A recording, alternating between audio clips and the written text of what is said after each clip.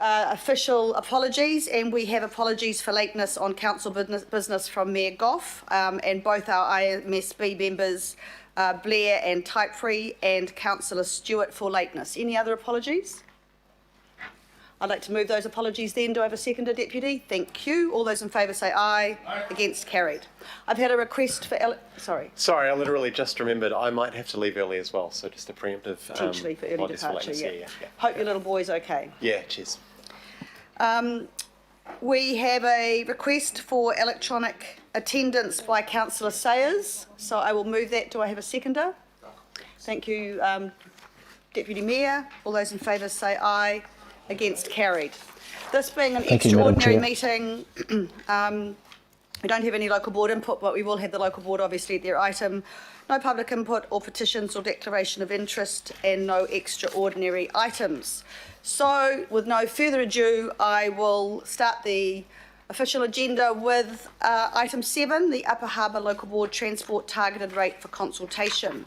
Now this of course should have come to us last week, but there was a bit of a delay. I'm sure we will understand what that's all about soon. So I welcome to the table Andrew Duncan and Margaret Miles and team from the Upper Harbour Board.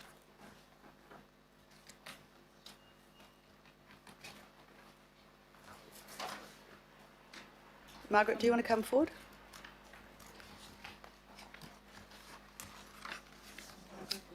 So Margaret, maybe before we start, Andrew, could you introduce your team? Sure. Next we have Anna Atkinson, who is our, not so new now, but new local board member, and Lisa White, Deputy Chair, who I'm sure doesn't need any introduction to any of you. Thank you. You're going first. And Andrew Duncan, Manager Financial Policy, and Dave Hilson from Auckland Transport. So do you want to introduce the item, Andrew? Good morning. This is a proposal to introduce a targeted rate to fund a new bus service from Paramaramo to Albany.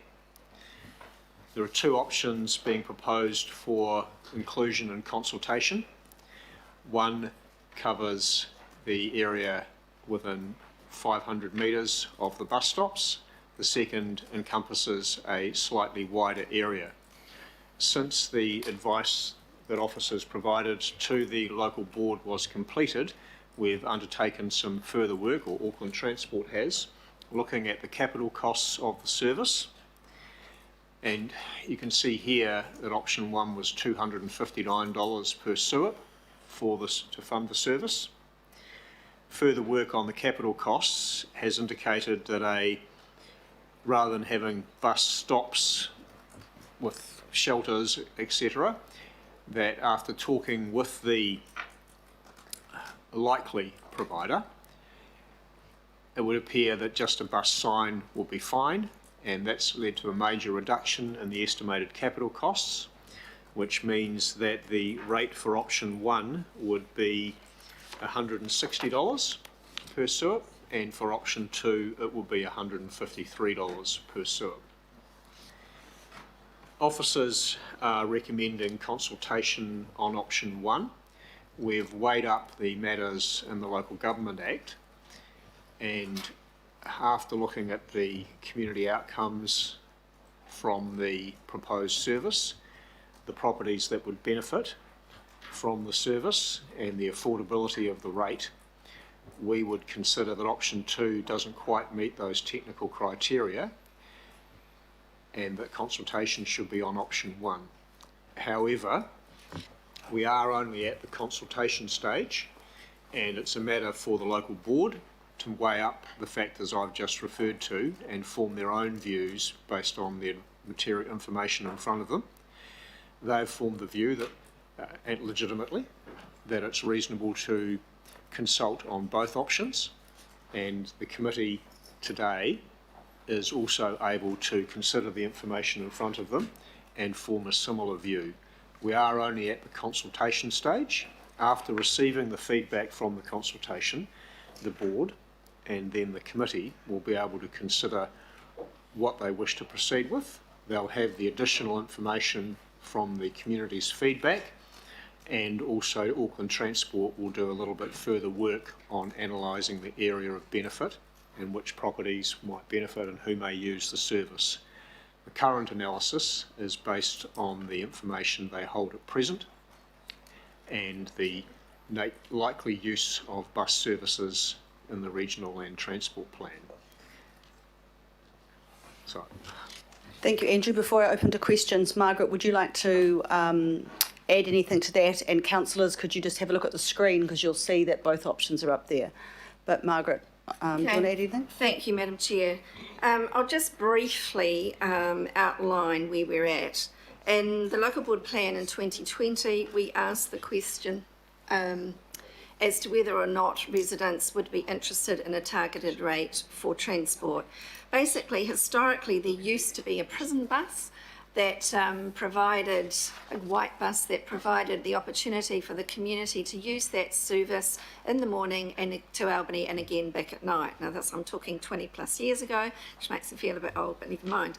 And basically, ever since that was stopped with cuts from the Department of Corrections, residents have constantly been at us, why don't we have buses, why don't we have buses? Hence the question was asked last year, 55% supported further investigation, 20% were opposed and others didn't really know, they didn't have enough information.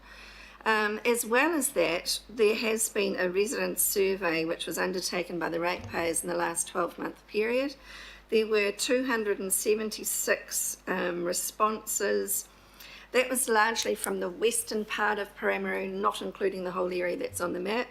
Of the 276, approximately 95% supported public transport and obtaining it.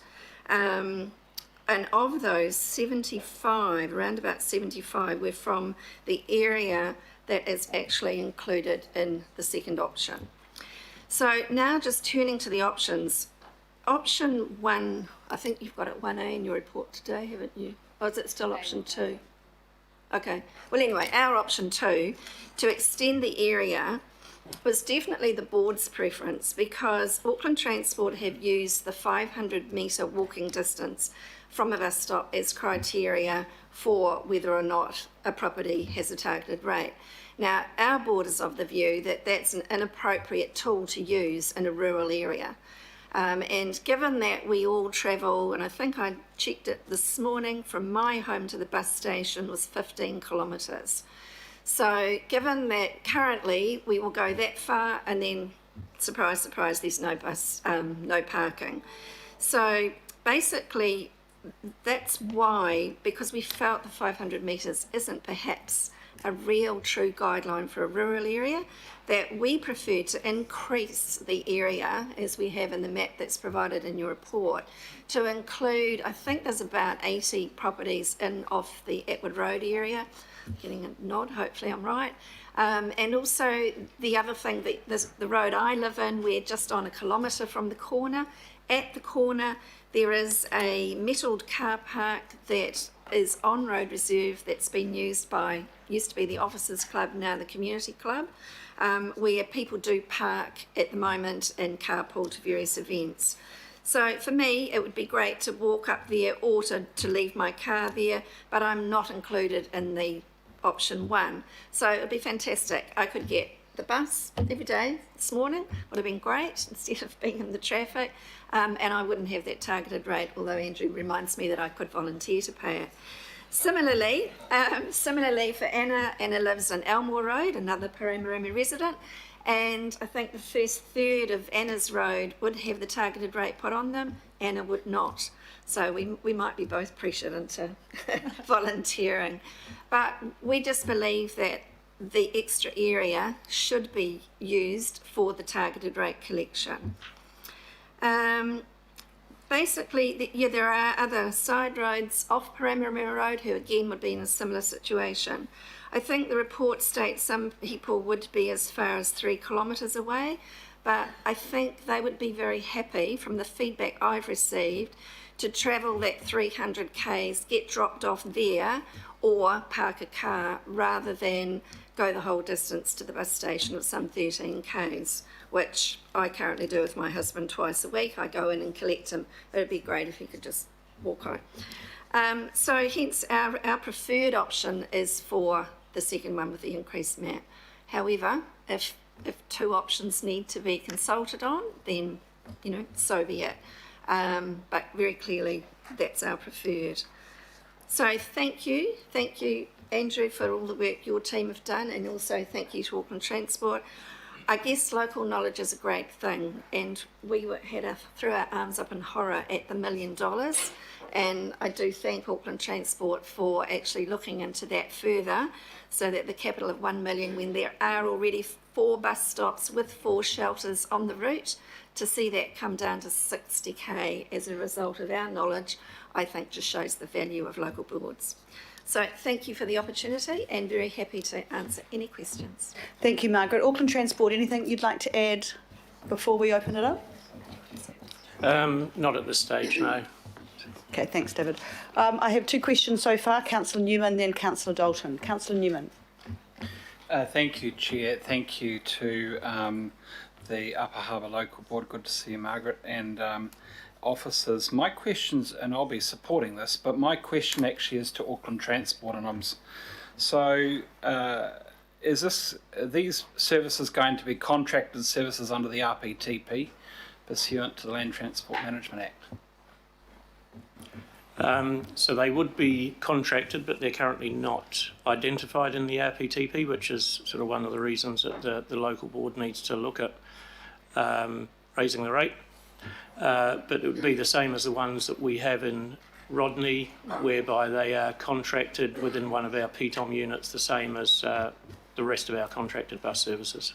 You're right, they're not in the RPTP because I'm reading the RPTP and I see no information as to Auckland Transport's consideration of this option. I'm really disappointed that this is having to be raised as a targeted rate when the RPTP should be addressing this.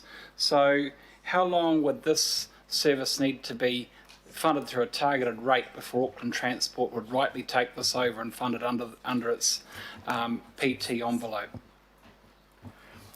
So again, if we look at the precedent of the 3 services that are operating funded by the Rodney Local Board targeted transport rate, we said that we would look at those after 3 years, and they committed to fund those to 3 years. We've put some patronage targets in place for them, and we'll review those at that stage. But theirs is also slightly different in that 2 of those 3 had been at least partially identified in the RPTP. I'm sorry, is there a precedent here whereby in order to get a new public transport service, a contracted bus service in outer suburban Auckland, a local board needs to stump up with a target rate before Auckland Transport comes on board? Because this should not be funded by them, it should be funded by you. Yeah, I'm not in a position to answer to the RPTP. I'd have to take that back to our planning and investment team. Sorry. So this would be, are we looking at a time frame whereby they're going to propose a rate, they're going to apply a rate, you're going to then impose patronage targets, not sure if you do that for anybody else, but patronage targets which will then inform whether you're prepared to take this over in, say, 3 years? We have patronage targets for all of our services. So in the RPTP, we have a boardings per service hour target. All of those are published on our website every month. We've applied those to the Rodney services, but with those we have done it slightly different in that we've got that increasing every 3 year for 3 years, and so for that 3rd year the target would be in line with other services of that nature.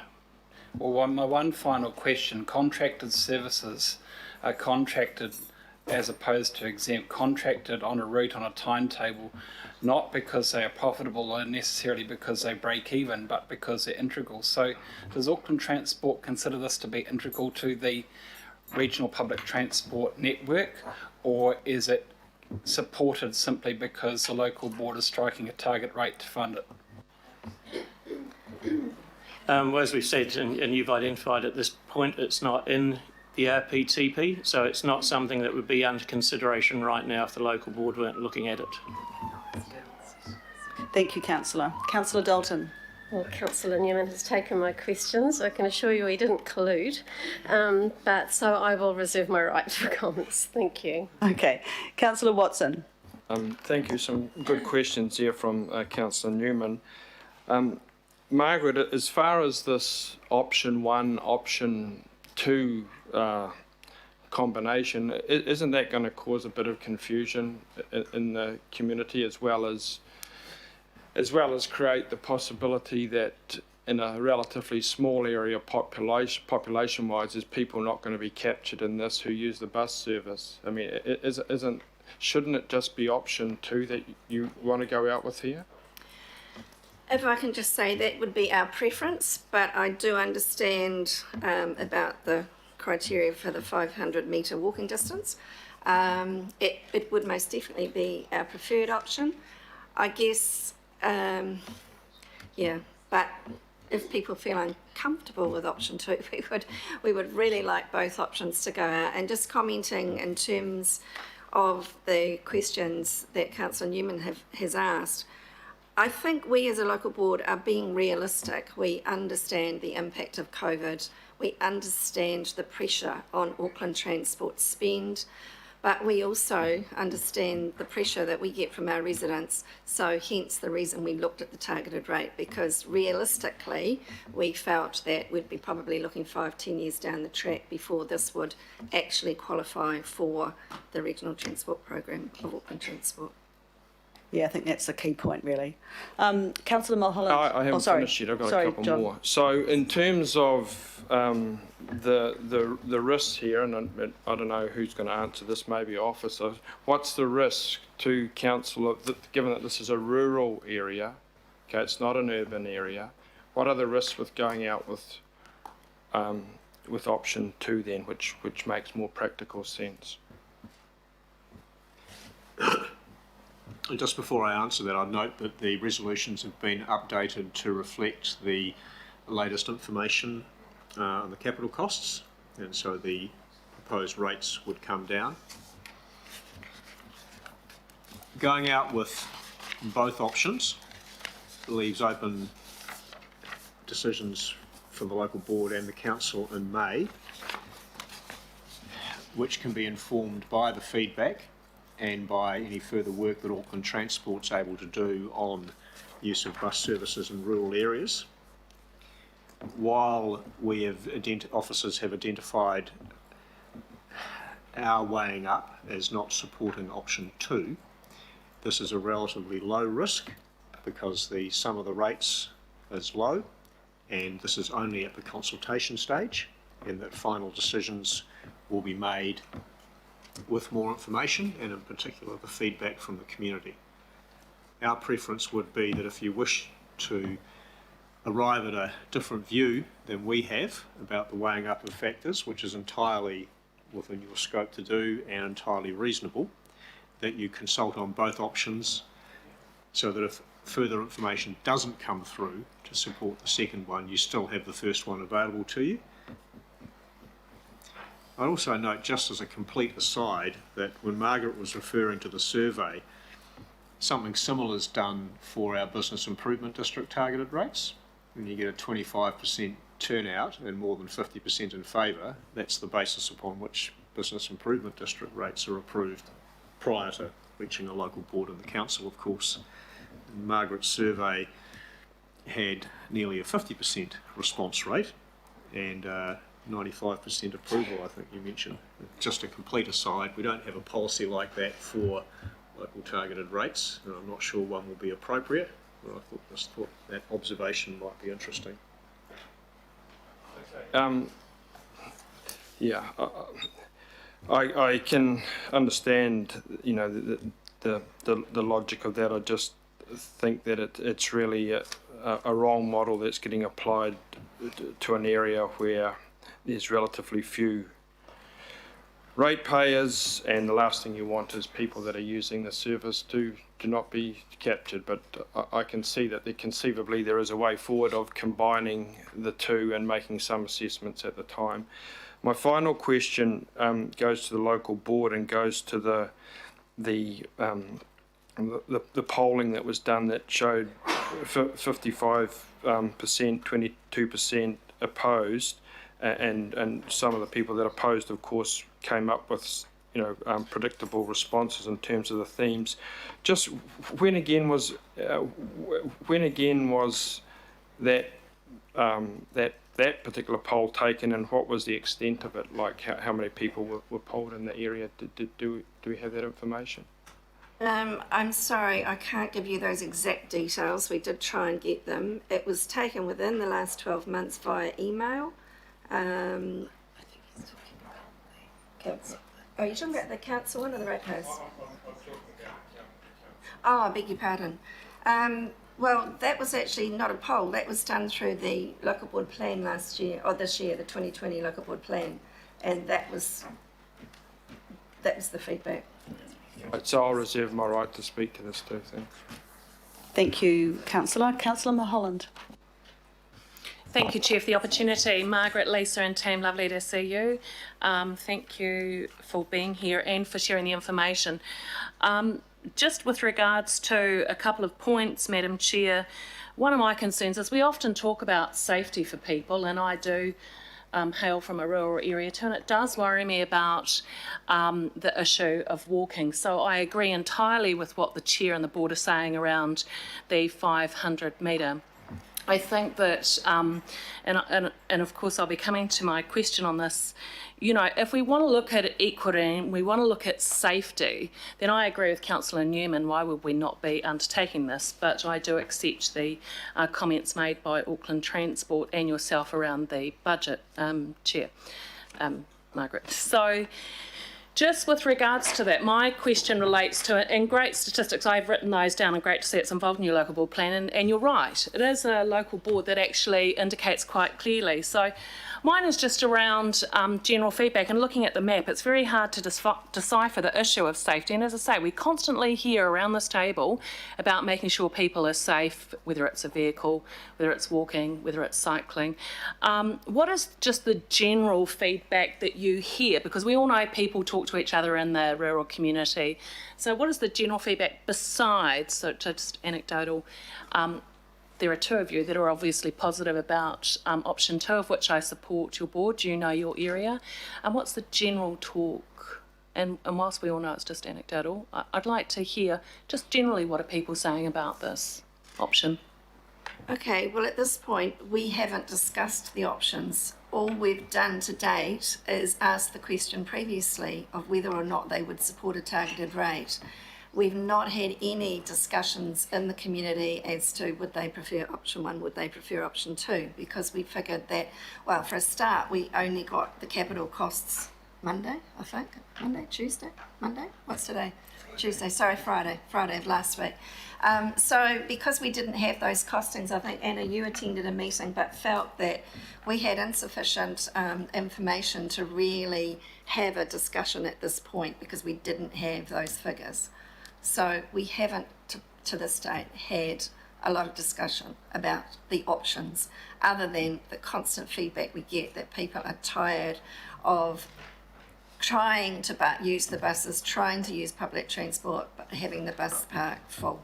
Oh, and the other point I should have made too is that currently people park in Houghton car park, the reserve, and I think that's about a 1.5 kilometre distance to the bus station.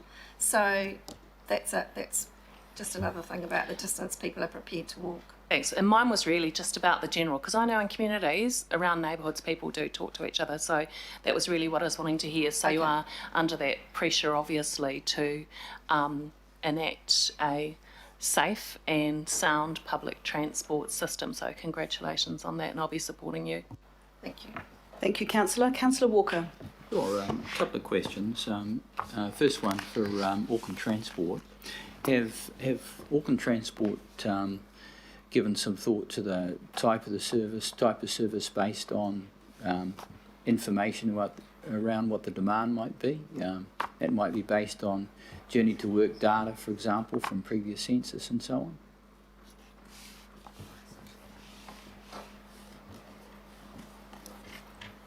Sorry, the microphone doesn't seem to be working. Oh, sorry. Okay, now we're there.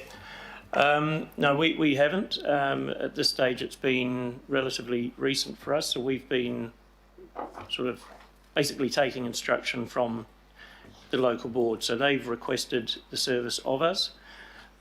We've been more looking at the cost and the practicalities of providing the service. So I just want to signal a concern there that we really need to have some evidence to work through what services is relevant, and I would hope that there was sufficient time to do that. So just a follow-on question, if this meeting were to vote through something along these lines, does Auckland Transport have adequate capacity and resource to do some rapid research around the demand that might indicate the nature of a service? If required, we would have some capacity, so it's been indicated to us that research we would need to do would be by sort of around April next year, and that does give us time to look. Then the follow-on question I've got just goes to the process here. If we do pass a resolution around some option, do we have the latitude to move the amount up or down? Assuming that we could move it down if the information from Auckland Transport might indicate that as compared to up.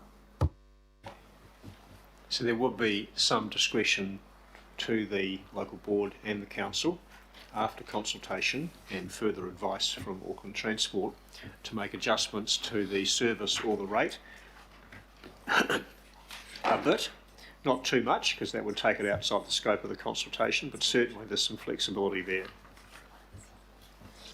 Remember, this is just going out for consultation. What happens next is the next stage. Councillor Henderson. Thanks. Councillor Newman's asked pretty much all of my questions, which I think is a running theme.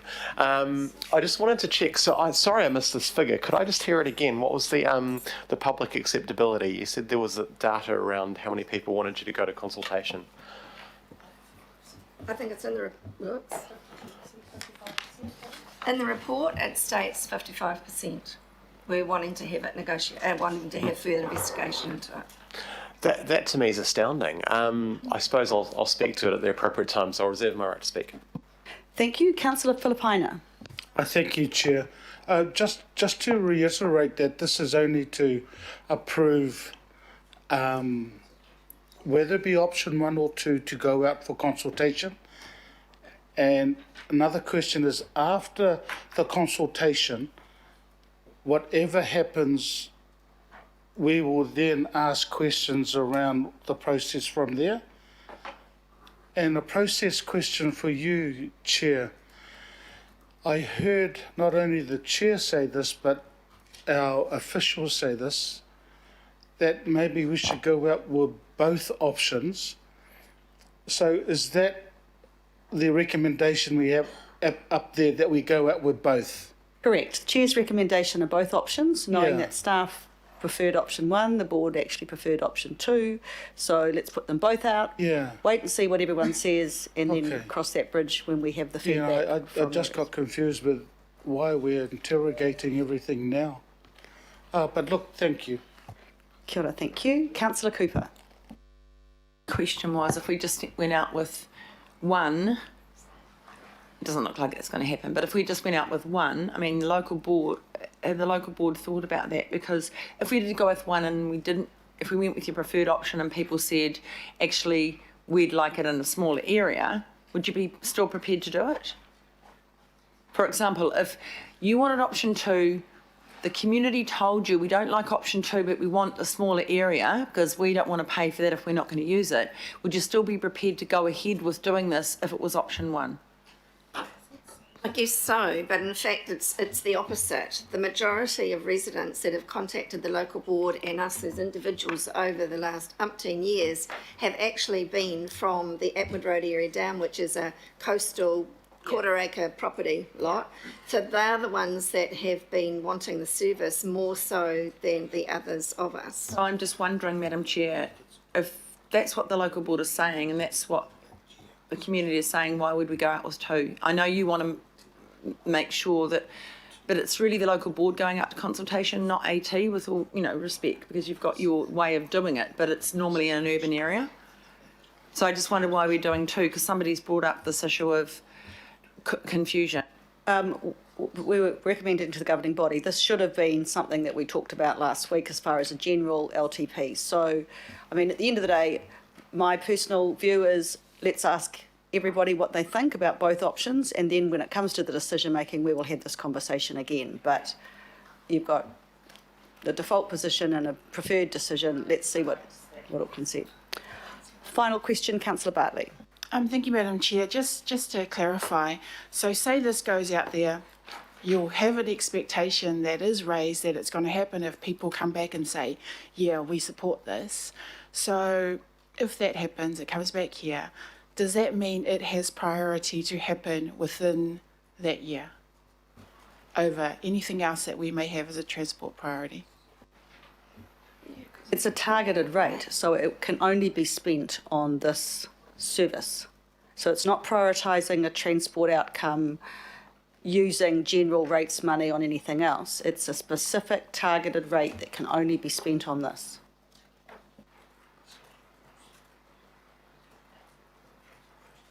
Okay, we seem to have no further questions, so I now call for speaking order. I'll move for thank you, Councillor. Would you like to move it? No? Okay, Councillor Cooper will second then. I've got Councillor Newman to speak. Anybody else, please raise your hand and let me know. Thank you.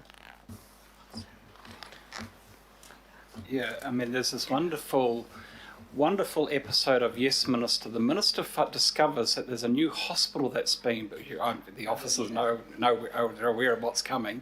A new hospital has been built, and the Minister is concerned because of the number of administrative staff. So the Minister visits the hospital, and there are 500 people employed at the hospital in administrative roles, and the hospital is magnificent. You go and visit the hospital, it's flash. The problem is there are no patients. This new facility funded for no patients, and it's such a metaphor for what we do, isn't it? We fund new electric buses, but we don't fund the services contracted for the buses to run. Instead, we go to a local board and say, oh, well, we've got the regional public transport plan, but it doesn't include you. It doesn't include this part of the community. Madam Chair, this is what the regional public transport plan says. It says, as Auckland accommodates more growth, development in both existing urban areas and in greenfield growth areas will require new transport networks to support new housing and business opportunities. The new transport networks will need to be designed to ensure greater PT and active mode use than has traditionally been the case. That's why we have contracted bus services, but we don't have it here. Instead, we have the local board coming here with options to fund it via a targeted rate. Madam Chair, please, I don't want this debate to be one of, we will have to do it this way because of COVID. Rubbish. The Regional Public Transport Plan was adopted in February 2019 by the Board of Auckland Transport that has had ample opportunity to look at the equity gap that exists between those parts of Auckland that have contracted public transport services and those parts of Auckland that do not. What do? We always try and extend the level of service and the choice to those people who have the services, but we don't tend to focus on bridging the gap and funding a contracted service to that part of Auckland that is not currently covered. And that's why this local board is here, and it's embarrassing. It's absolutely embarrassing that we would have to vote through these options for consultation. The Regional Public Transport Plan was consulted on, but they weren't included. Why? Because Auckland Transport hasn't considered that this part of the network is to receive a contracted service. It's not valued. When was the last time we had a senior Auckland Transport officer here to talk about the services that we don't cover in the RPTP? Remember the last time we had that? We don't have that discussion. It's too embarrassing.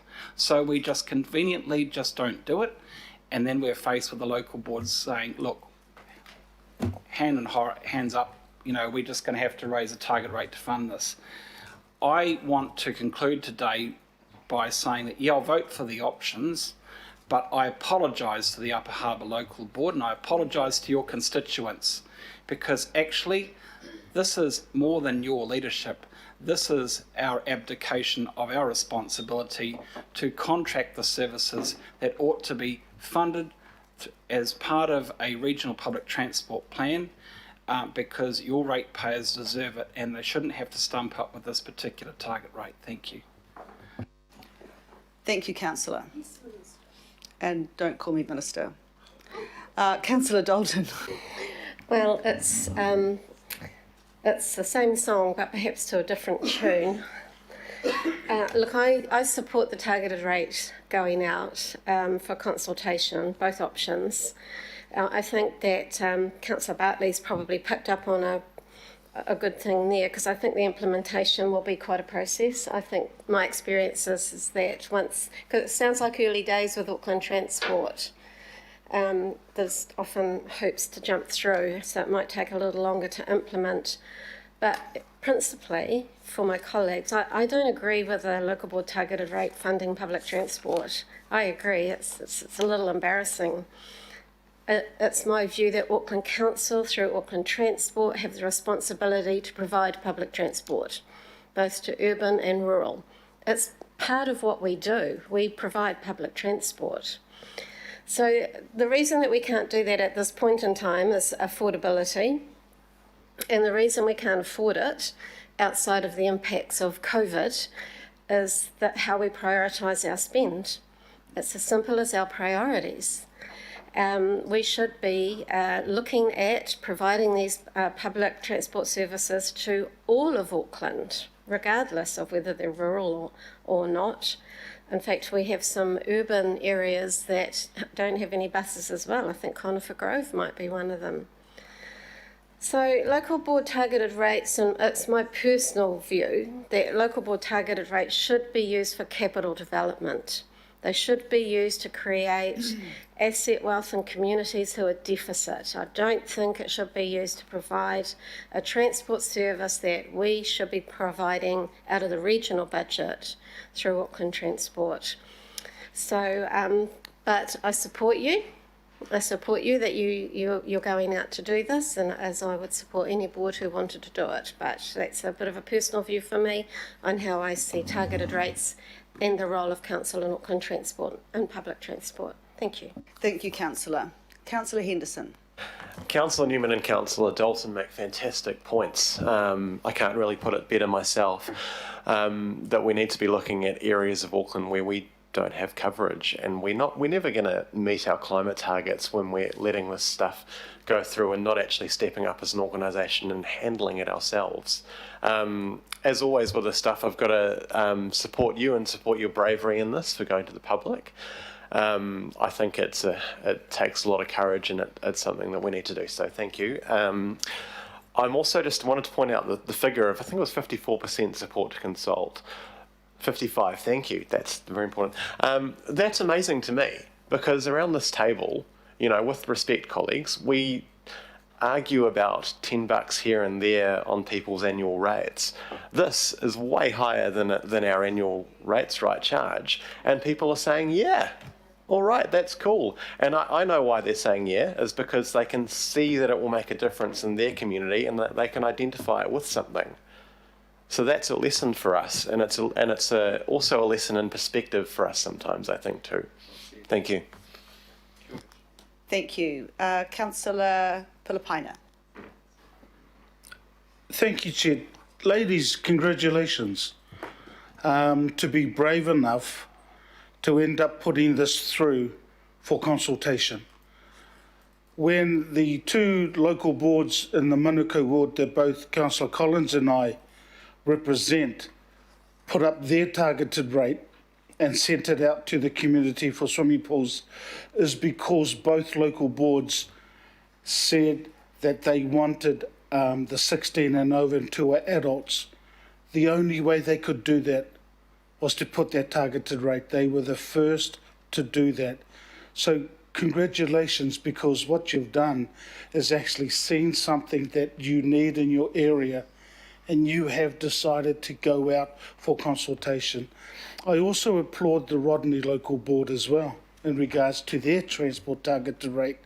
We are in situations now where there is going to be there may be more local boards looking at the situation we're finding ourselves in across Tamaki Makaurau and saying, how do we end up using any consultation for our community to make what we believe is going to be better for us and your community. So I applaud you and say congratulations and look forward to the people coming back and saying this is what we want, option 1 or option 2. They may well come back and say we don't want any option. But look, let's wait until that process finishes. So congratulations, because I think that more local boards are going to find themselves in a situation that they may end up making a very hard decision that you have just made today to go out for consultation. Thank you. Kia ora, thank you. Councillor Cooper. Thank you. I'm probably, what I want to say will reflect some of what Councillor Henderson and Philippaina have said. First of all, I do applaud you. It is brave to do this because a lot of local boards won't, because they don't want to take the responsibility of setting a rate or proposing it. So I think that's really brave. It's there in the legislation for you to do. It's a tool that a lot of local boards don't want to use. But I think it actually gives you more autonomy, and that's what local boards are asking for, to set your own path, and I think that's really brave. And I do believe, look, it'd be great if we could afford to put full-blown public transport in all our rural areas, and as Councillor Henderson said, in our West Coast and ranges, there's a little bit, not enough, but the reality is it doesn't pay for itself, and so it's going to be subsidised whatever way you do it. It'll still be on people's rates whether it's targeted or not. If it's not targeted, it'll be on all of ours, which is what everybody's subsidising public transport everywhere. So we can't pretend it's only going to be for rural areas. We're all paying in our rates to subsidise it. I think it's about 40-something% of it that Auckland Council pays for public transport. The public pay a very small amount and the government pay the rest. So that's the reality. This is just, and look, if we ever can do it, fantastic. But in the meantime, you're taking the bull by the horns and you're wanting to look to consult to provide something that your community needs.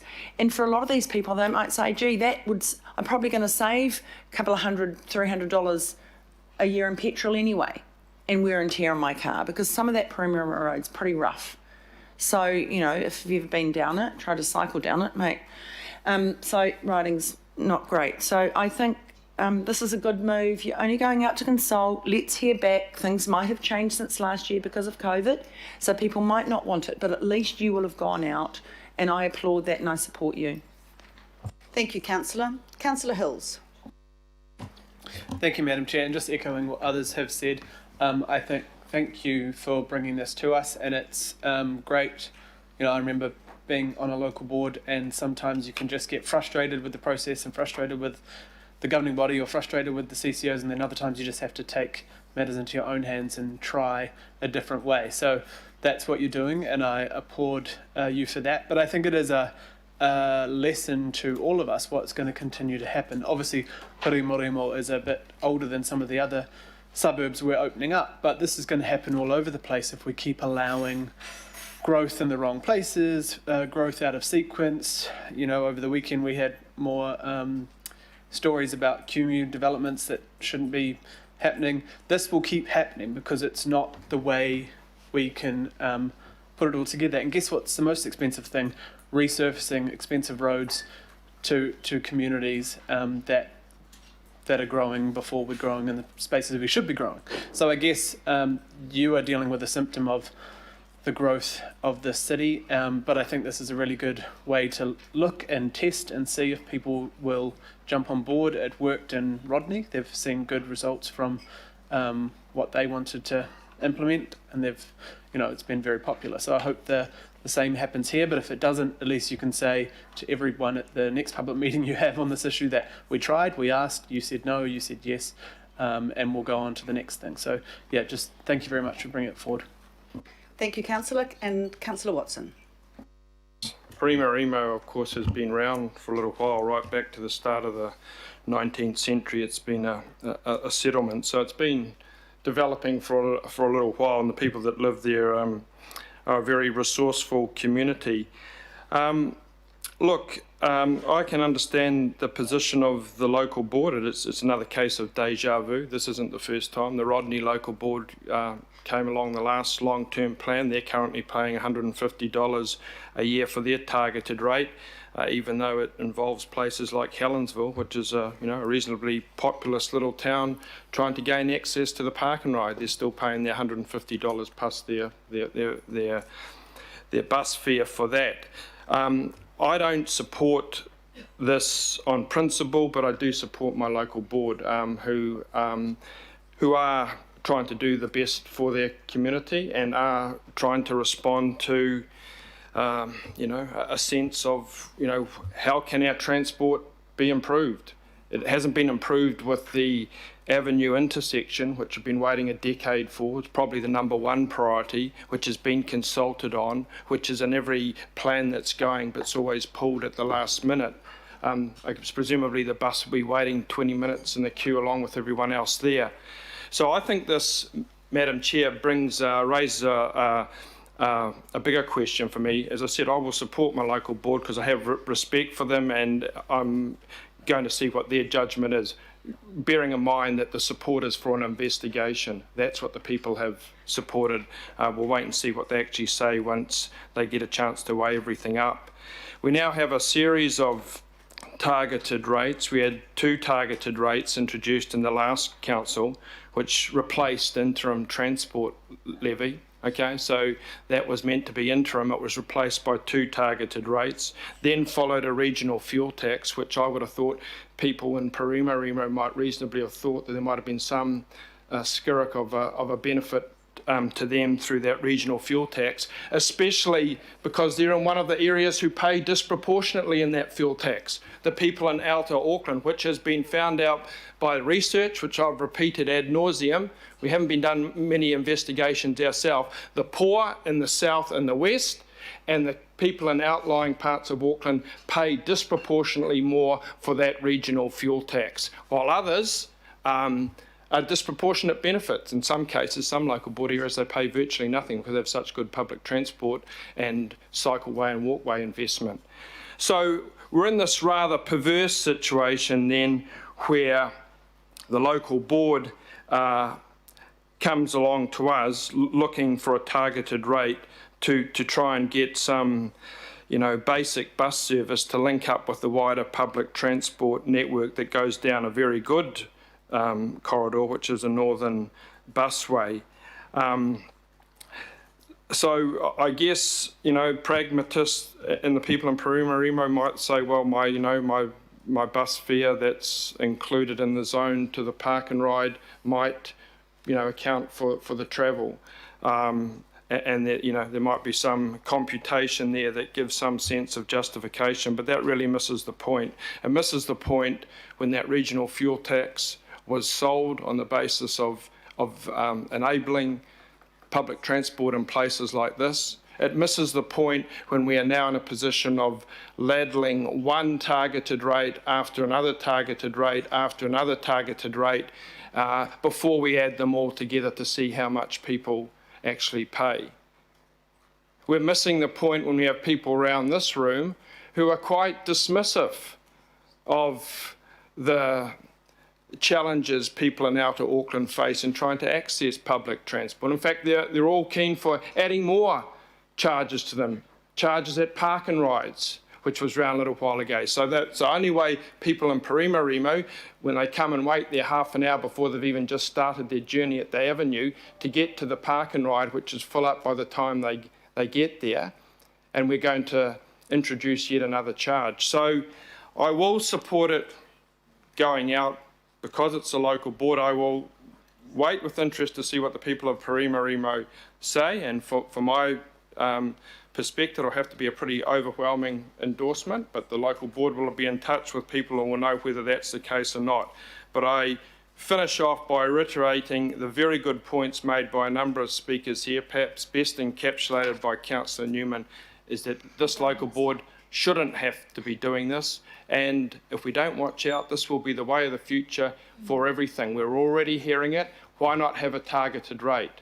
A targeted rate for weed control, a targeted rate for a bus service, a targeted rate for a youth centre. Where does it end? That's the rhetorical question I put out to all of you. Thank you, Councillor. Councillor Walker. Sure, so I support the comments of my fellow councillor. I mean, in principle, this is the wrong way to actually do things.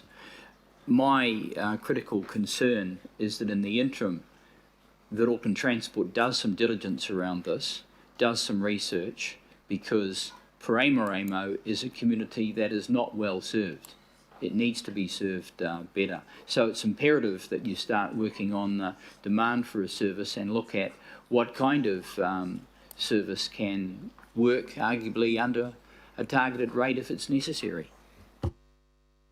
Thank you, Councillor. Councillor Coombe.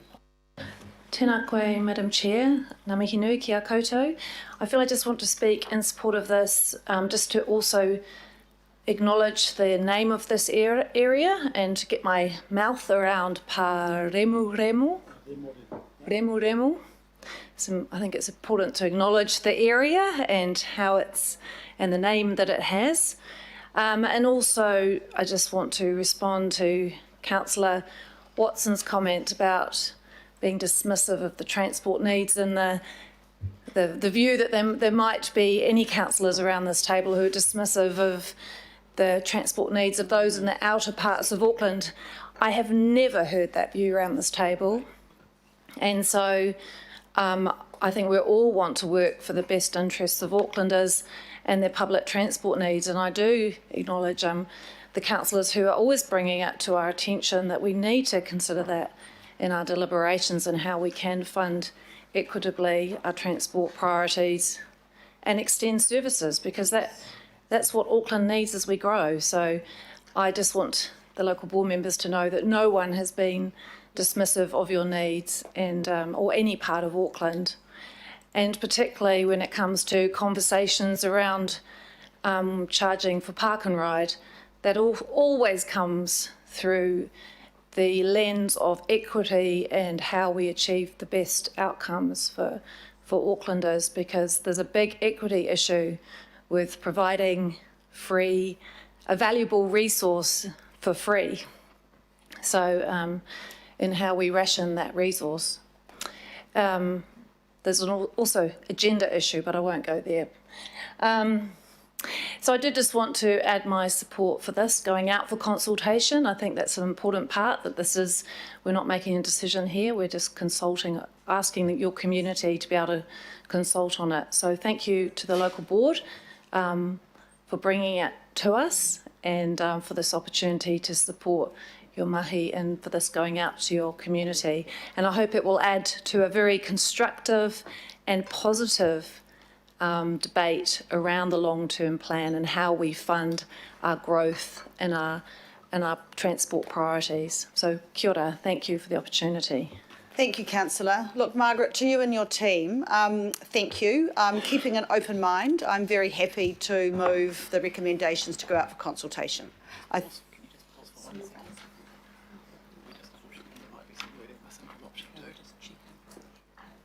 Sorry, I've just been asked to pause while there is some wording missing. Yeah, so we're just going to add that to fund the Paramaramo Albany bus services by the 10-year budget into option 2. Okay. So it's missing.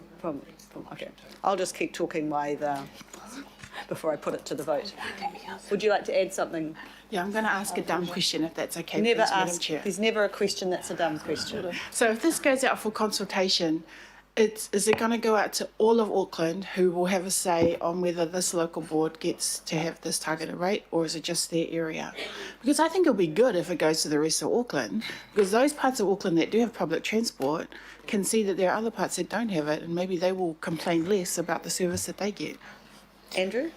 So this will be included in the consultation materials, so all of Auckland will get to see it, but we will specifically write to the individual properties that will be affected by the rate as well. It's good that they do get an option. Part of the LTP consultation documentation.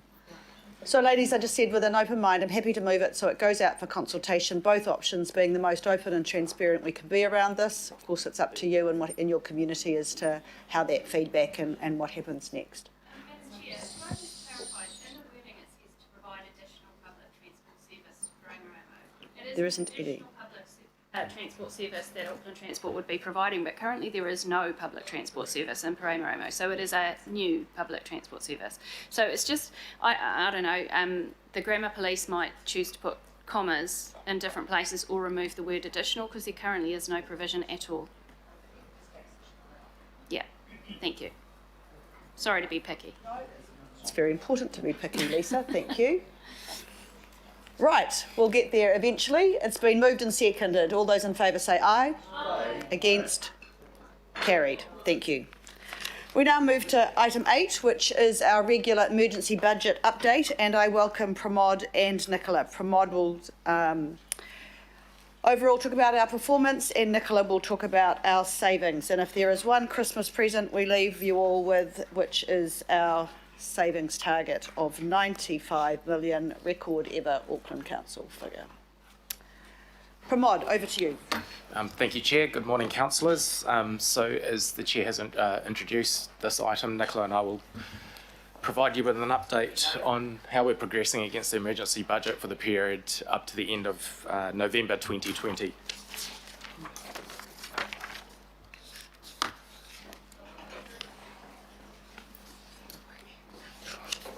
There we go. So as per the slide that's shown above, there's two key items to update you on this month. It's firstly the group financial performance to the end of November, and the second one is the update on how we're progressing against the savings target of 120 million. The recommendations in the report are to receive the update on the progress on this for this financial year on the group financial performance, and noting the progress on the savings. As per the previous month, overall group financial performance remains on track with the emergency budget settings. We continue to see strong revenue performance, especially in the areas of regulatory and water care, revenue for IGCs and new connections.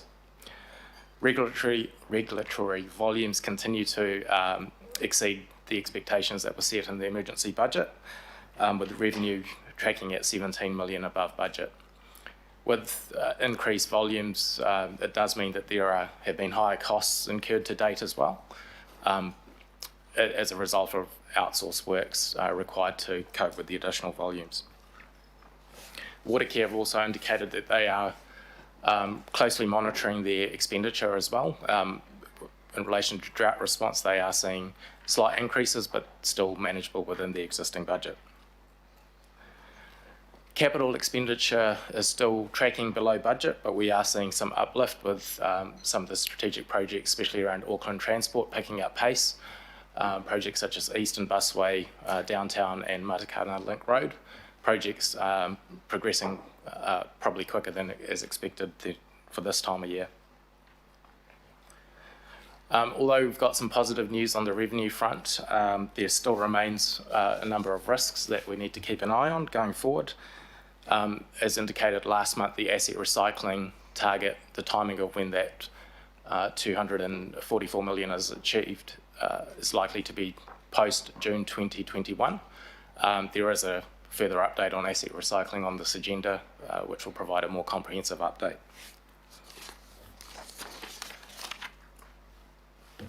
Sorry, other items to note, as was indicated in the report, for the last 2 months, public transport patronage hasn't increased above the 65% mark when compared to the same period last year. So again, this will need to be monitored closely. Waka Kotahi indicate that at the end of December that public transport fare shortfalls will cease to be provided, which means that close monitoring of both revenue and expenditure budgets for Auckland Transport would be required as well. So those are the key updates. As mentioned in previous months as well, we'll continue to actively monitor performance. We've got end of December will mark the half-year reports as well, and when we come back in the new year, there'll be a more comprehensive update on how we're progressing against our financial targets. I'll just hand over to Nicola now to talk about the savings. Thank you, Pramod. Nicola. Thank you, Pramod. Good morning, everyone. So we have achieved another 8 million of savings in the month of November to bring us to a total of 95 million, which is 79% of our total target of 120 million. A couple of larger items of note in the month. So as at the PACE committee, you considered the Sport and Recreation Facilities Investment Fund for the year and the grants, and as a result of those grants having been made and the funding agreements agreed with the recipients, we now know how much cash will go out the door in this financial year, and there has been a further deferral of that fund into future years. Also, we've been able to quantify the utilities cost savings from the August Alert Level 3 lockdown that we had that closed a lot of our community facilities. So we did save mainly electricity and gas utilities costs during that time. The other main thing during November was savings made through completion of some organisational structure changes, and one of the large ones there was a review of administration and business support services, which have been centralised to a large extent, and also there's been some removal of duplication of roles in those areas. I'm happy to take any questions, as is Pramod, on any of the on any of those items. On performance or safety, and we have Councillor Hills, Councillor Cooper, Councillor Dalton. Councillor Hills. Thank you, Madam Chair. And just to comment, I just want to be careful when we're celebrating the savings when so many of those savings are staff being made redundant. My question is around that. So I have heard different things popping up around. At some point, comm staff and other staff were helping process consents because we'd let too many consent staff go, and then some of those staff who are processing those consents have been now made redundant and things like that. I've heard of lots of people being deployed in other places. Is there a look at what, I know we've got this envelope, but is there a look at the potential costs down the road that this or other pressures that are putting on with the long-term redundancies, especially if we're locking them in for 2 years? Thanks for your question, through the chair. So we last reported on redundancies at the 30th of September, and we will report on FTE again at the quarter end. But we had made only 23 employees redundant at that time.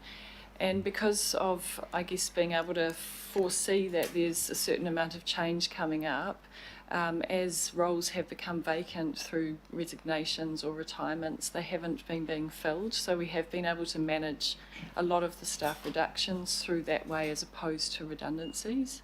So we'll be able to update further on that at the December half year. I haven't heard of that instance that you noted with comms staff processing consents, but I would note that through any changes in regulatory services staffing, they have not been reducing technical staff who process consents. There has been quite a lot of attrition, but that's a different problem.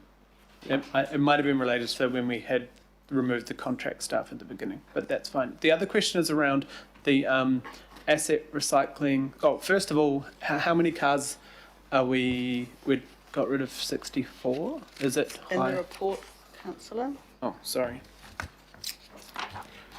But the comment on the asset recycling is I know we have different updates on that, but I am getting concerned. Is the staff concerned that we're not going to reach that target because we're so far off, or is it just because there's a lag in the process for processing those asset recycling numbers? Because I'm just worried what it means in a domino effect to other budgets if we don't get. We're doing asset recycling, the next item. Yeah, but what it means to this budget, the savings have to dramatically grow quite suddenly if we don't get the asset sales over the line. Through you, Chair. So the indication for the asset sales is more around timing, and I think the report indicates that maybe up till the end of the first quarter in the next financial year. There is a large pipeline of properties that Ross is working through. In terms of what that not meeting the target by the end of this financial year, what that means is that the overall picture needs to be looked at, both revenue, expenditure, rates postponement, the full picture. At this stage, in terms of how we're progressing, and if that target isn't met by 30th of June,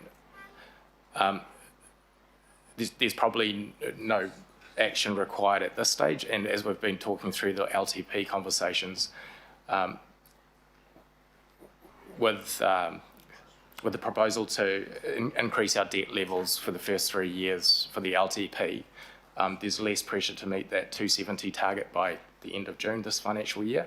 So it shouldn't place additional pressure on needing to find more savings or additional revenue or anything like that. Okay, Yep. Thank you, Madam Chair. That was what I was nervous of. If we didn't meet it, that suddenly the business has to, by June, magically find.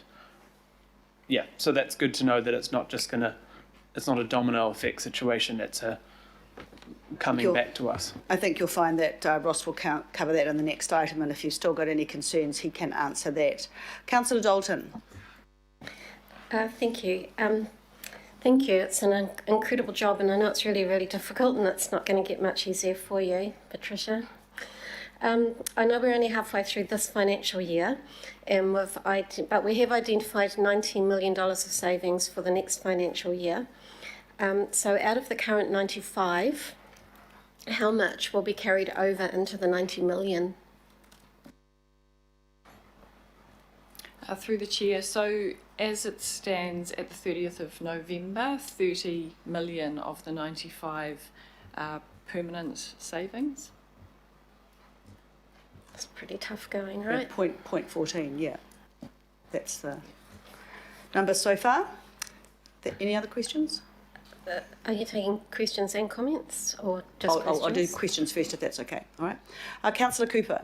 Thank you. Mine was just a question around, I mean, it always sounds good, $17 million surplus in regulatory. My understanding is we don't factor in the corporate costs there, so that isn't as much of a surplus as you say. Can we just explain that and why we don't do that? Because we saw that in this budget, that we don't count that in, but it has to come out of what they've got. Office staff. Just to clarify one thing, the 17 million isn't the surplus. It's how the revenue is tracking. So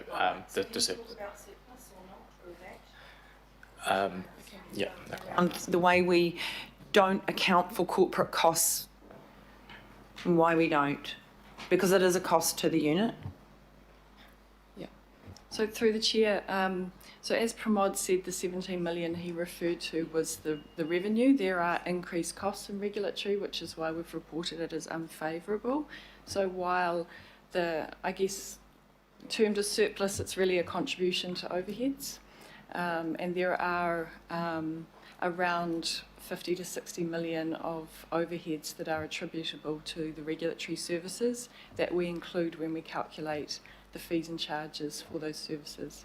I just feel like it's not very transparent sometimes, especially when you do a big wash up at the end of the year and they go, oh, I've had this, but then you got to go, well, I'd take that away there because it's a contribution, and it sometimes not very obvious. Okay, thank you. Thank you, Councillor. Councillor Casey.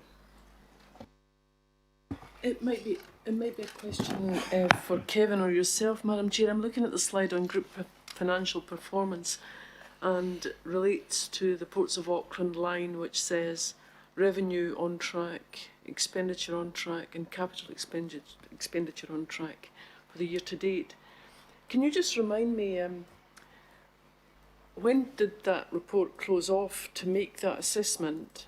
And also, what's the leeway from moving between favourable, unfavourable and on track? Because I'd forgotten the process. And I must say I was quite, I'm quite concerned to see, or not concerned, I'm quite pleased to see that, but my heart says it shouldn't be because they're losing money. So can you just explain the gap, maybe in preparing the report and what's actually happening out there? Yeah, through you, Chair, I can answer that question. So the first part is this report covers up the period up till the end of November, and so that assessment on whether performance is on track or not is for that period from July to November. In terms of how we decide whether the indicator is on track or not is looking at the percentage variance, as well as we do take into account whether it's a one-off or looking forward as well in terms of what the expectations are and forecasts. At this stage, for the indicator in this report is purely a financial one on how revenue, expenditure and capital expenditure is tracking against the expected emergency budget phasing for the period. And taking that into account, the result for ports to the end of November is in line with their budgets. The variance would be 1 to 2 million for each of those items for revenue, expenditure and capex. At the end of November, the automation project was on track for the ports. So again, through you, Chair, this isn't an update on how specific projects are tracking or where delivery of projects are at. It's purely a financial metric. Kathy, Councillor, it's the budget that they had and the targets financially of income and costs, how they were tracking on that budget, not necessarily whether their projects were going good, bad or indifferently. That's more performance, but this is of the ports itself, but this is actually a financial report against budget, and that's the big difference, I think. Yeah. And through you, Chair, the full group performance, which provides an update on how specific projects are tracking and the like, are provided through the quarterly updates, which are much more comprehensive and not just focused on the financials. It's the one that you want to have a good look at. Okay, any comments then? Councillor Hills? Oh, it's just maybe I didn't realise when I asked a question that Patricia had come up. Just a question, and I know I asked a lot during the emergency budget around staff well-being, but with the pressure over summer, are you working to ensure that staff actually have much of a break actually signed up? How can we be, a lot of businesses don't allow access to computers and things over summer. I'm just worried with roles not filled, people doing extra. I've heard of emails coming through at 4 a.m. and different things like that. How can we ensure that there's a bit of a reset over summer, that people get, where they're not being pressured because of the budget to continue to work through that time? Thank you for the question, Councillor Hills, because for certainly those of us in this room, we're all talking about hanging out till the end of the year when we can take a break, and that isn't so for all of our people. And in fact, for a lot of our people, things are going to get much busier and they will not have much of a break. So the executive leadership team have asked for some information from our general managers about where the pressure points are going to be over the summer.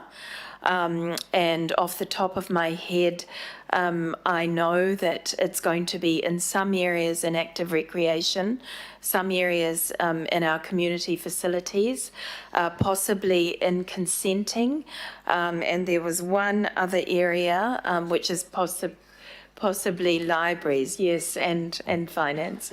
But we're going to get more detailed information, because that won't be, for every library or every pool. So we don't want to, make sweeping generalisations.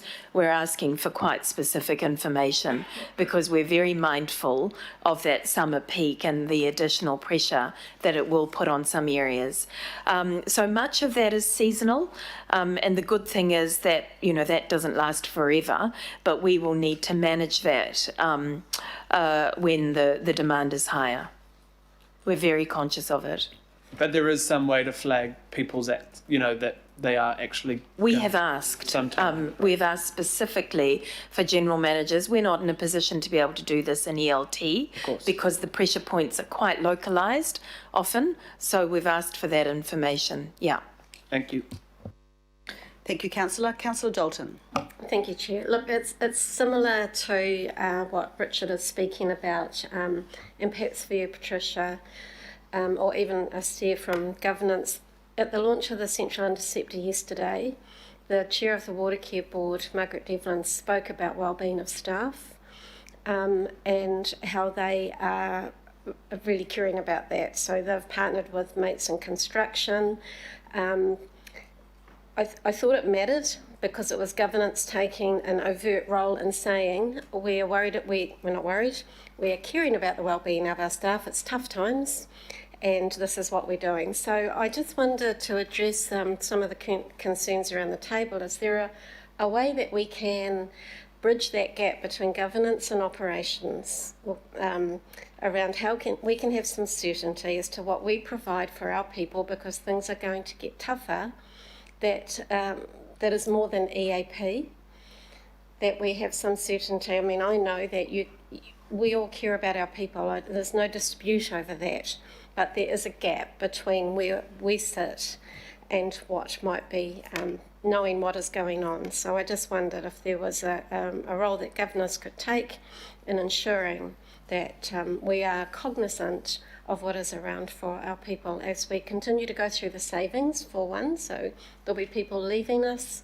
there'll be people left behind, and there'll be people under increasing pressure to both find the money and to perhaps do more than they usually do in their daily job. Thank you. Thank you for the question, Councillor Dalton, because the more that we can be joined up with you as governors in the area of wellbeing, so that we can speak with one voice about our care for the wellbeing of our staff, the better.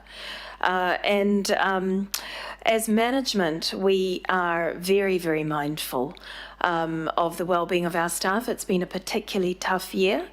Since Jim has started with us, we have amped up our conversations around health, safety, and well-being, and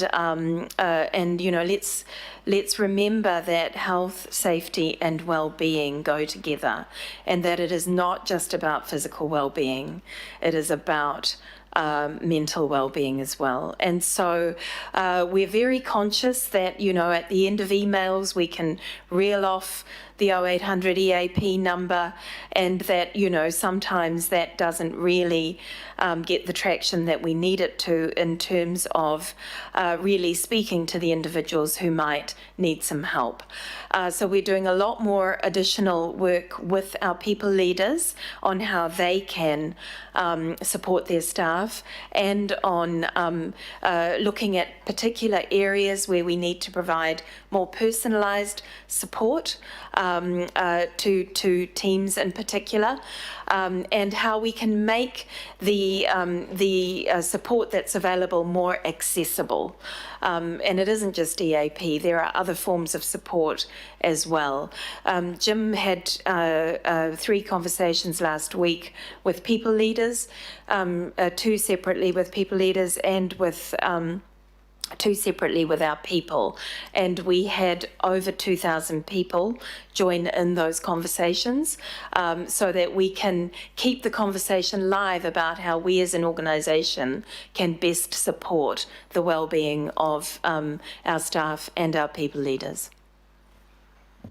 Thank you. Just to frame that, it is around we're the ones signing off on the savings. So to be sure that we're okay with how everything is going for our people, not doubting a lack of care. Yeah, that's a very good point, Councillor, because at the end of the day, yes, we've set the target and yet staff are there to meet it, but we want to have that confidence that they're meeting things that are reasonable and fair and have the best of all our organisation at heart when they do that. Councillor Mulholland, are you happy to second then? Are you? Thank you. Okay. Councillor Cooper, did you want to speak again? Yeah, I know it's off topic. We've kind of got off topic, but it is around particularly West Wave over the summer because there are massive queues. We've still got terrible maintenance problems and renewal problems that have been budgeted for years that haven't been done, and what that does is make people very angry and our staff bear the brunt of it. So I just want, when you're doing that, to be really looking at that, because we're so underpooled in the area. We have everybody queuing for hours, and things are breaking down as well, and different parts of it have been closed. So if you can just please, a plea for those staff there. They get a lot of flack with things that are out of their control, and I think we really need to be looking at getting on with maintaining it properly so it can be fully opened, and then we can at least meet some of the needs and our staff get less problems, less abuse. Thank you. Thank you for that. Look, it's been moved and seconded. I'd like to put it to the vote then. All those in favour say aye. Aye. Against, carried. Thank you. And thank you very much. It's a tough job you've got, but we're very pleased as to your progress. Thank you. Now we move on to item 9, asset recycling. And I'd like to invite the Chair of the Albany Local Board, Margie Watson, to the table along with Ross. Margie, I understand that you have to go, so if you'd like to speak first.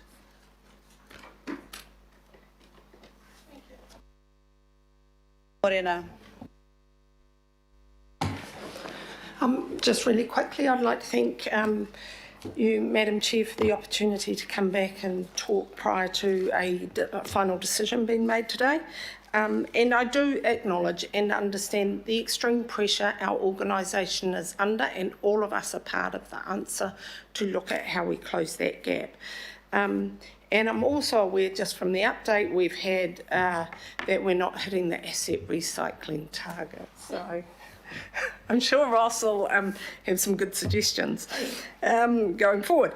But I just wanted to come before you just to say, look, we're not afraid as a local board of addressing some of the issues with our assets where we think they're not fit for purpose, they need to be decommissioned. We're just in the process of demolishing 2 buildings, one of which has community lease tenants in it, because the cost of bringing them back to code and where they should be is just untenable for us as an organisation, and there is a way better way to spend that money, and so we're not ploughing money into buildings we think shouldn't be retained anymore. However, when it comes to Whittamoo Street, we have a different view, and I just want to reiterate our desire to retain it within the council portfolio, and I base that on four facts, and that is that contrary to what is in the report, we do believe there is an unmet demand in the area. We have had people present to us at public forum looking for a space. We are decommissioning other facilities. We have community placemaker program we have funded, and what it has unearthed is that there is a need in the community and we have nowhere for this activity to happen. We are not talking about Hall for Hire, which is over the road, Mount Eden War Memorial Hall. 2 is that we do see that there's future potential going forward for it to be a town square, and that that land could be repurposed, and that the other is that we know that land will never get cheaper, it will only get more expensive, and that it will cost us more in the future if we want to either acquire space in the area for community use or a town square. The other is that we did walk through the building, so thank you to Panuku who organised for, I had requested that the local board had an opportunity to go through the facility. It is an old villa. They are pretty solid heartwood. Walls had been removed in many of the rooms to facilitate their use, but they're not load-bearing walls and they can be easily reinstated to make it more fit for what other uses could potentially be used in the future. And the other is that the local board hasn't allocated any of its forward money in the budget because we don't know what it looks like. So, you know, if there was a requirement to have some money, we might have some money to facilitate any work that might be needed on the building. So it's just really simple. We think it should be retained, but we are very understanding of the position council is in as a family, and that if that's the decision that is made today, that we will have to accept that. So thank you, Madam Chair. Thank you, Madam Chair. Really appreciate that. I have two questions, first from Councillor Newman and then from Councillor Fletcher. Well, thank you, Madam Chair. In light of what I've just heard from the Chair of the Albany Local Board, what do we do now? Because I thought that question for me. I thought that she raised some very good points, and I'm just not sure about. Well, I think Ross will speak after that. So she's just giving her input to this item first, and then Ross will speak. Has got a good yes. answer. Okay, good. I'll be ready, Ross. Councillor Fletcher. Thank you, Margie, and to you and the local board, thank you for your graciousness in understanding the plight of council. The problem is that we don't know what we don't know. Until very recently, we didn't know that 360 Dominion Road would be fast-tracked under COVID legislation.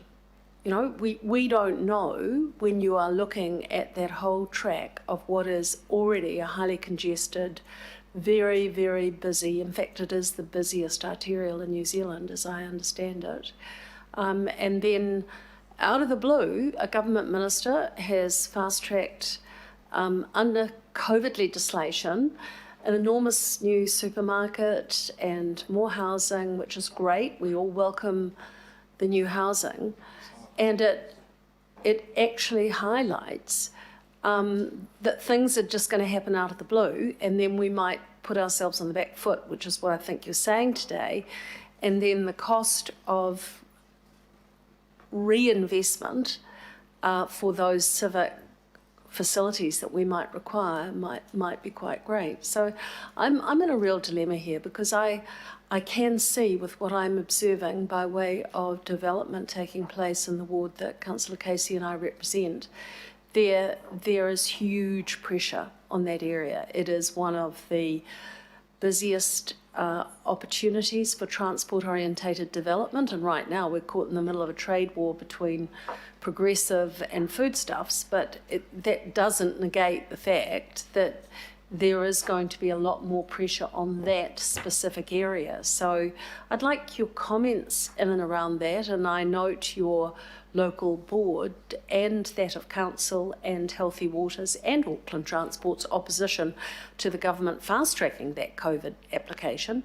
But, you know, the hearing is yet to be had. So our normal processes of council, where we plan ahead and we go through resource consents and we do all of these things, are we going to see more of the sort of upending of that in the future, and how should we effectively respond, and how are you steering the local board and being able to be capable of responding to that?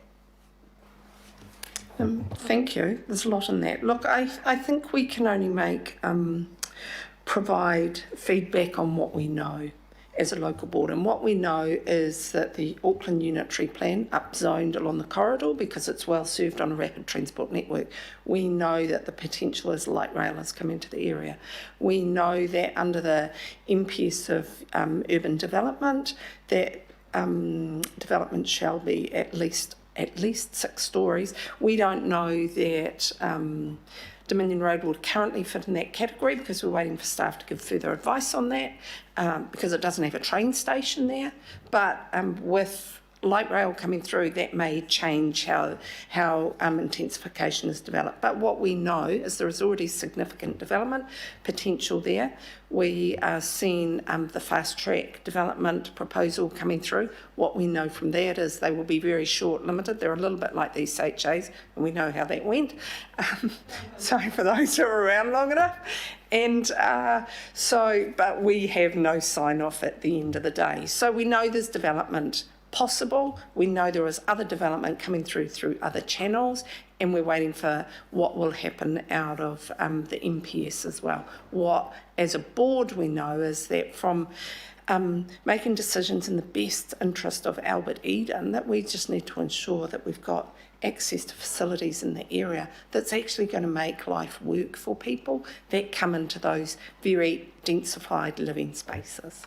Madam Chair, I suppose that the comment and the question then is the Chair has identified that with the developments taking place that there will be the need in the future for those developments, and the question then is because we want to support the council budget, that let's go ahead and sell it today, but be aware that when we have to come in, we will be repurchasing at market rates. And as we have seen in the past, market rates on that inner city part of Auckland do not come cheaply.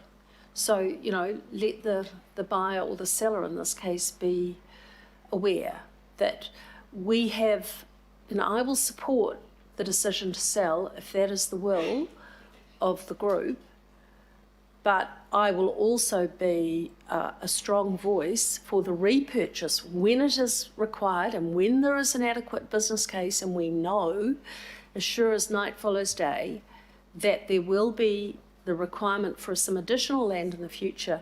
We have to be responsible and say, well, we'll just have to swallow that dead rat and purchase at whatever that price is. So none of us can predict the market, but so far we have only seen that area. I'm sorry, did I offend somebody? Questioning if we were still I was going to come to my or... question, but I've probably been a bit long-winded for you, Councillor Cooper. I do apologise. My question is, would the Chair please tell me what has happened in terms of land valuations along Dominion Road and in the Wairemu Street area over the last 10 years since the amalgamation of Auckland Council?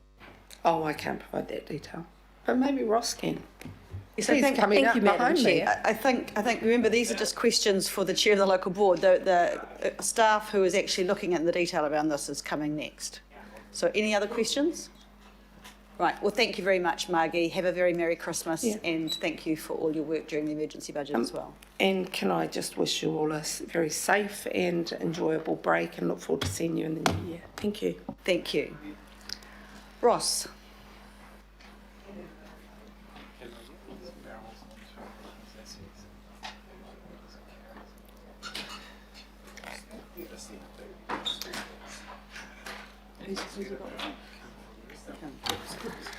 Okay, Ross, you and Kim.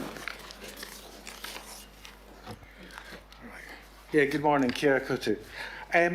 This report this morning has three elements. The last element will be about Wairemu Street, which you just heard from Chair Watson. I'll give you an update on Waitai Road and Waiheke Island, and also just give you a general update on asset recycling, building on what Pramod told you in the earlier session. So asset recycling is at risk. We've got a strong pipeline of opportunities, but the time frame or runway that they have to deliver them is compressed. During November, there was only one small unconditional agreement entered into, but there are a number of significant property transactions that are progressing reasonably well.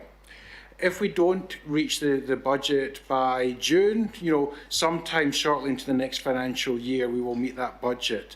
I think the key point to remember is with the current financial year budget and the budgets that we're setting or to consult with the community on, we have 454 million over 4 years. Regardless of timing, it will still be important for us to keep that number in sight and keep planning and delivering to that number.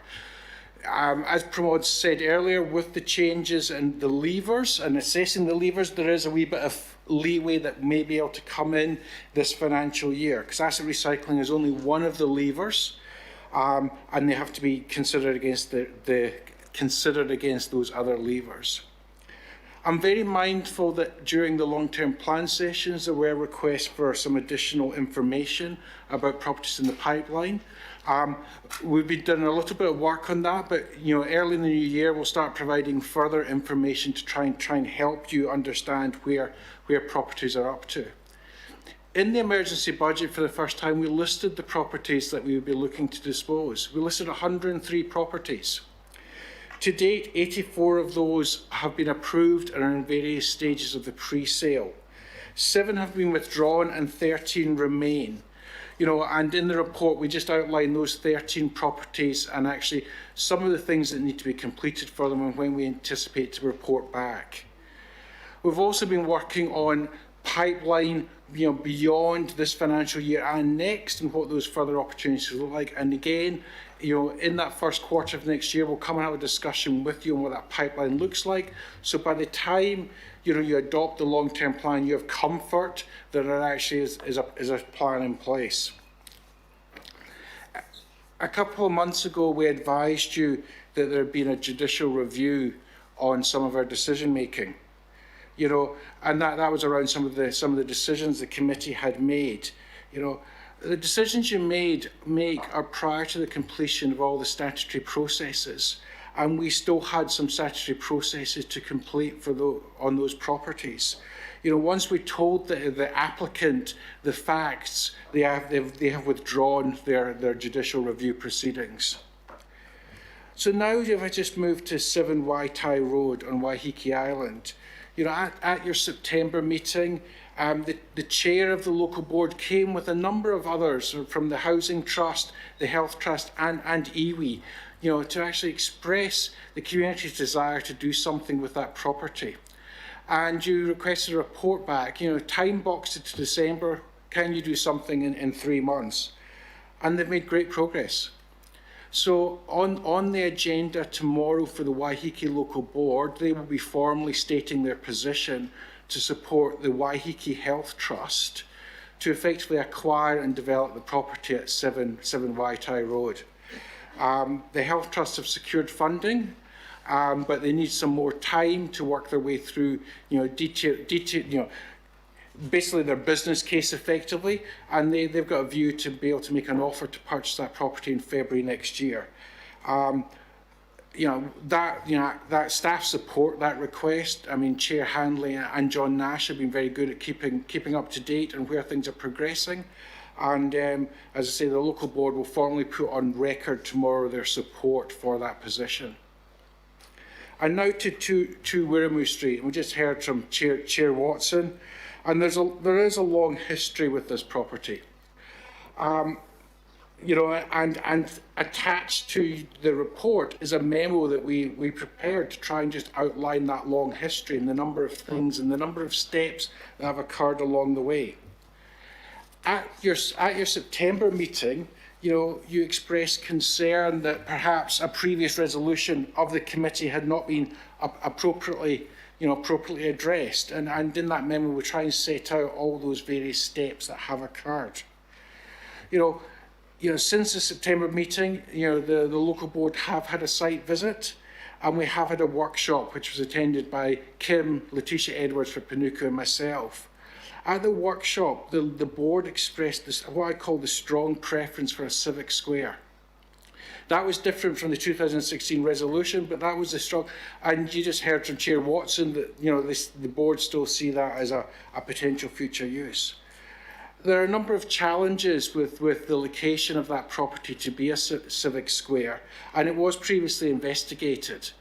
Part of that is the size of the site, part of that is the location, and there's a slide just up there showing you the location of 2 Wirramoo Street and how it is captured by the Seventh-day Adventist School and the land that's owned by them. But light rail, should it progress, will go through that area in the future. And the whole aspect around what public realm assets are needed when that occurs, we don't know, because we don't know the route, but actually that would be the time, if there was desire for a civic square in the area, that would be the time to pick the right property or the right location for a civic square. Because following the workshop with the local board, Parks and Recreation Policy again looked at that, and they suggested that, you know, if they had a blank bit of paper, that would be not where they would pick to put a civic square.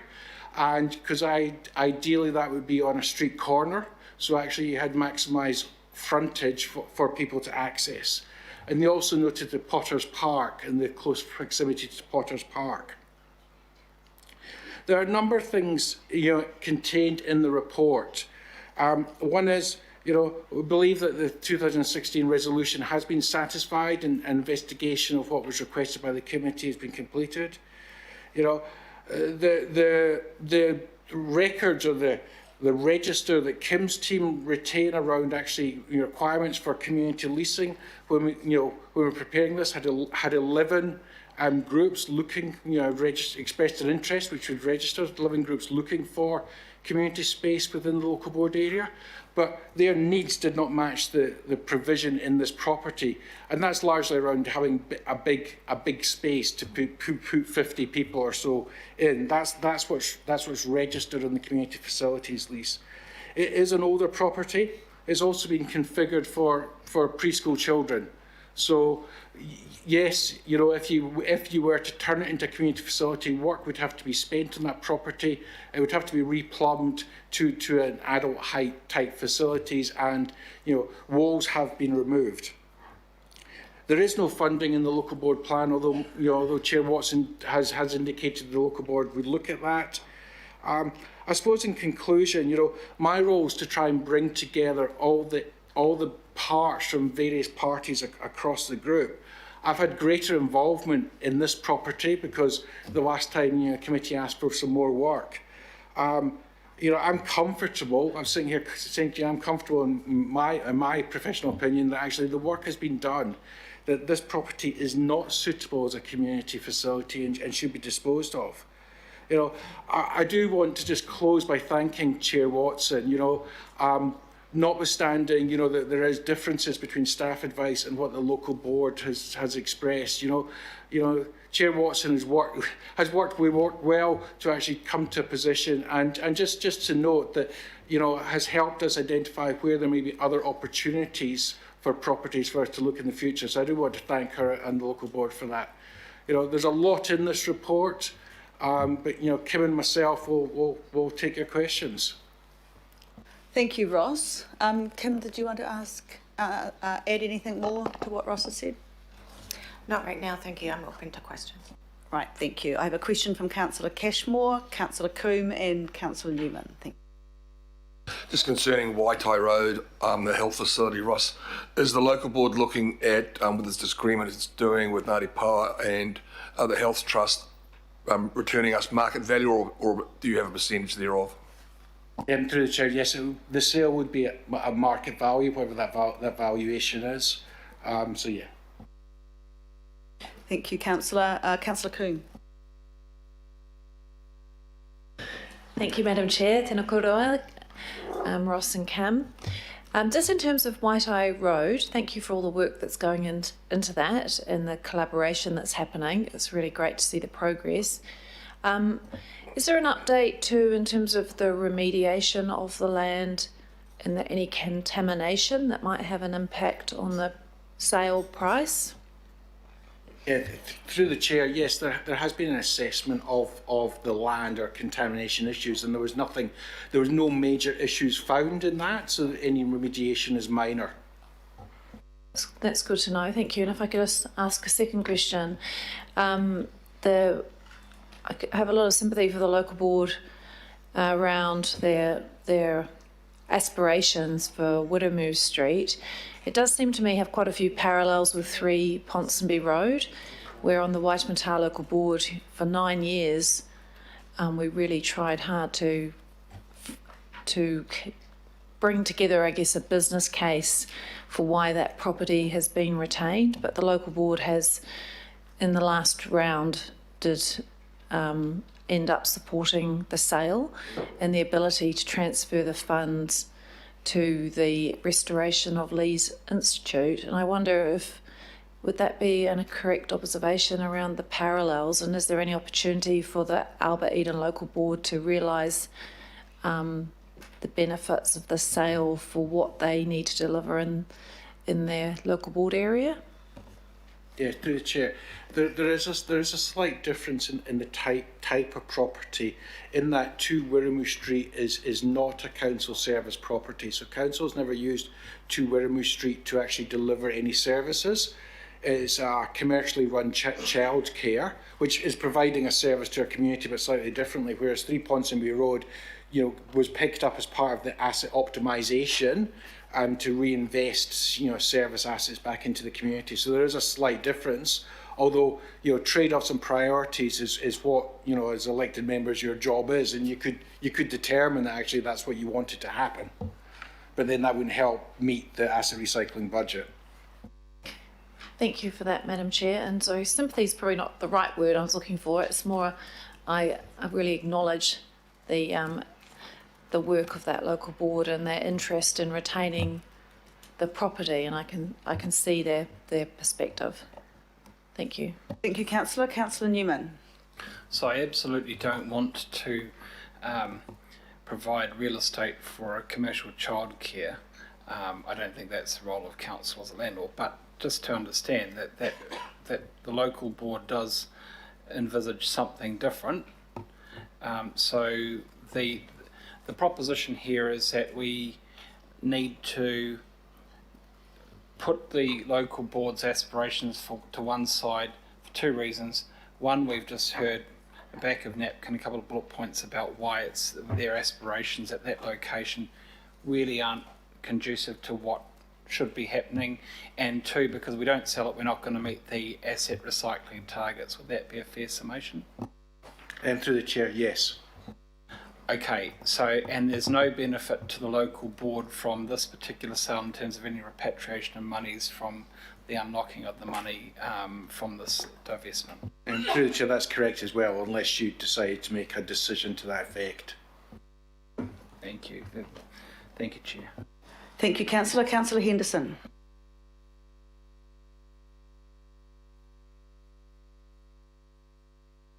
Sorry, Councillor Bartley. Thank you, Madam Chair. I just wanted to pick up, so it's just me being out there. If the local board was looking at this as a potential civic space, is that instead of the civic spaces that are currently there, like the Mount Albert Senior Citizens Hall, which I note in point 27 you say has low utilisation, or the Mount Eden Hall? So if they want to keep this, would it be a situation of, well, would we be looking to sell that Mount Albert Senior Citizens Hall then to meet the asset recycling targets? Through the chair, that's not something we've obviously considered, but obviously, the report's saying there is capacity to for other community groups to use that facility currently. So that second one has got space for more use. So another reason why I think the real key thing is the difference between service property and non-service property. This is not a council service. It's a private childcare operating, all right? It's a very big difference. Councillor Cooper. Thank you. Is this still questions or comments? Okay, I'll reserve my right to speak. Question, Councillor Watson? Done 2 general questions actually, but that go to this issue, and it goes to the notion of flexibility and balancing the needs or the demands of the various parts of council, from the staff meeting asset sale targets, the governing body and local boards. Are we going to be in a position in the odd issue that comes up like this, where there is a degree of contention, where local boards are given the opportunity, if they are in that position, to come up with something else, like a counter site that goes along to meeting the asset sale? And the reason I say that is, in this instance, you have a local board that is attaching a significance and a value to the site that may or may not be shared by other people. What flexibility is there in the portfolio, or either now or into the future, where where they come up with something else, they find the solution for you.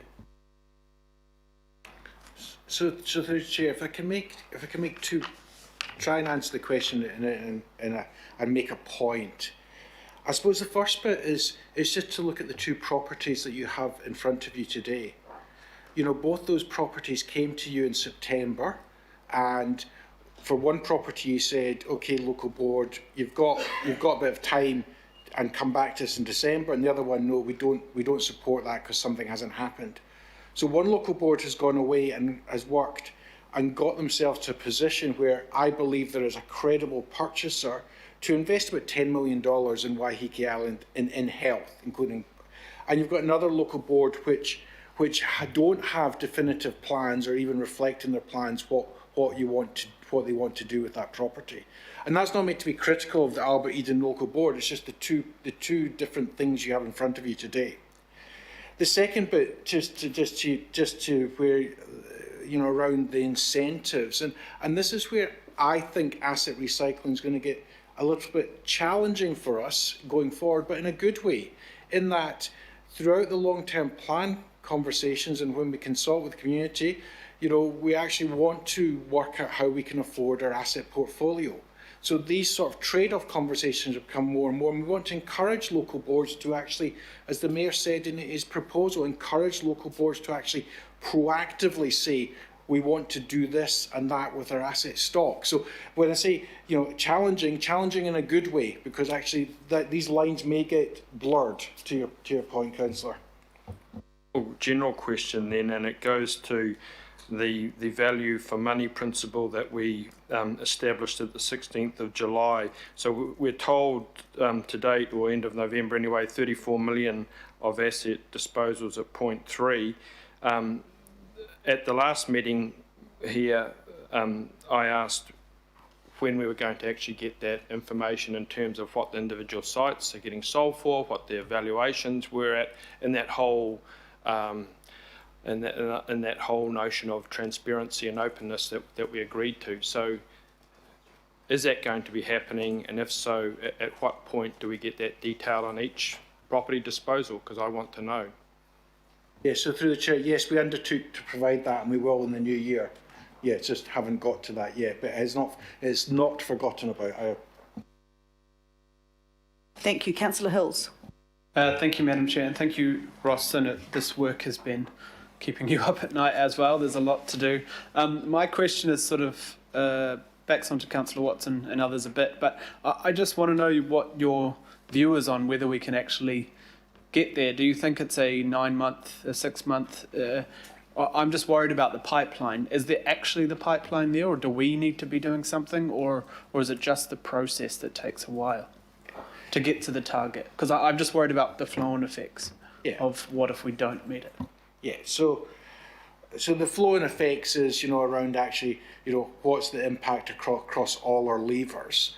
But as I said earlier, given the long-term plan, we've now got a position there around a more elevated debt level. You know, we will come back early in the new year and tell you those very consequences and what this means. I am very comfortable that there is enough opportunity, and indeed enough, you know, to get to the $244 million.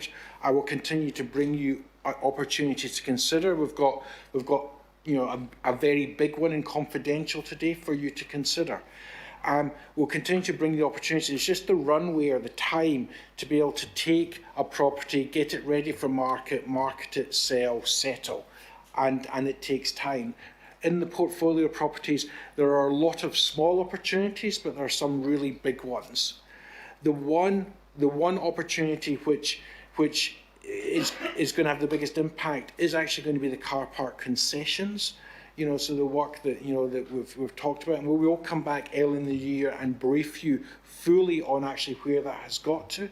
And there are some options around that, and we don't want to rush it, because yes, we've got the budget target, but we need to maximise the value that we can get out of these opportunities, and not just, you know, sell for whatever, sell for the right value at the right time.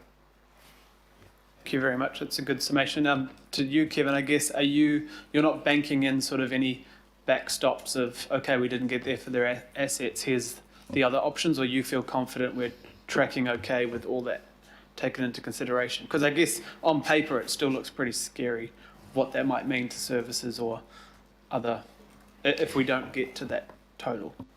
Yeah, look, and yeah, as Ross mentioned, we've got to consider all of the levers at one time. So we set a budget, we looked at the 4 levers, we pulled them to varying degrees, and we came up with an emergency budget. What we will be doing is coming back for the 6-month results in February or early March, and actually giving a feel, how did we go for the 6 months? Those initial assumptions we made around revenues, around costs, how do they now stand? Are we on target or not? Are we looking favourable or unfavourable? We'll put that into the big pool, so we'll look at the revenue streams, our costs, operational costs, our capital expenditure, as well as our asset sales. The rates is the one definitive one because that was set at the beginning of the year. We can look at those other levers and then ultimately look at that debt lever as well. Just what do we now know that we didn't when we set the emergency budget? So we'll weigh all of those up and we'll come back to you with more information to say how are we on track or not, and what would that mean if one of those levers is less or better than we thought. Thank you. Thanks. Thank you, Councillor and Kevin. Councillor Fletcher. Thank you. I guess I asked the question of the chair before, and that related to what have we observed since amalgamation on land prices in that area of Mount Eden. So I'd be interested in that. But I'd like you to answer me in the context of, and like Councillor Newman, I don't think we should be in the business of childcares, but Council has benefited where we have been a land banker, so to speak, where there has been developmental growth. So we're in that awkward place where, on the one hand, a lot of the decisions that are going to really impact on that area are not decisions that are taken by the local board. They're decisions that are taken right here at the governing body, and decisions that are taken potentially by government into the future. So I would really welcome, you're saying that you're looking forward to the debate about the trade-offs, and I too am looking forward to that debate, but I just want the assurance that when it comes to a credible business case being put forward for the need for whatever it might be in that community, because we know that development is coming, that we are going to be willing to pay market price for the land that we need. So can you speak to what we've observed by way of market trends in that particular part of Auckland, and the confidence that the community can have that when land is required, council will be willing to pay for such land? Yes, so through the chair, I mean, I can certainly get you the information on the property movements. It's interesting, the property was acquired in 1991 and its rating valuation of just over 1.6 million is approximately 10 times what Albert Eden Borough, I can't remember what Borough Council purchased it for in 1991. So, so there is significant price escalation, and actually there is if it's sold, there is a realised gain effectively there. In respect of future decisions, as elected members, it'll be your job to do those trade-offs and test any future business cases and actually, are they the right things to do? Obviously staff would provide you advice. When we went back to the policy team in respect of a civic square, they were very mindful of light rail going through there and actually where could public realm assets best fit in there. But until we know more, or staff know more, that's not a job that can be done. It's not your job in that trade-off area, and it's probably my job to make sure that there isn't voter remorse for making a poor decision. So maybe it's a decision that I should be putting to the CEO, Jim Staybeck, that he can give us the confidence of knowing where land is required, land will be purchased. I might add a supplementary to that then, and that is, are you confident in the future growth that we have council property in the area that we could develop? if needed. Repurpose. For what purpose, sorry, Chair? And that's the $64,000 million question. So if I can just, so there's two different things here.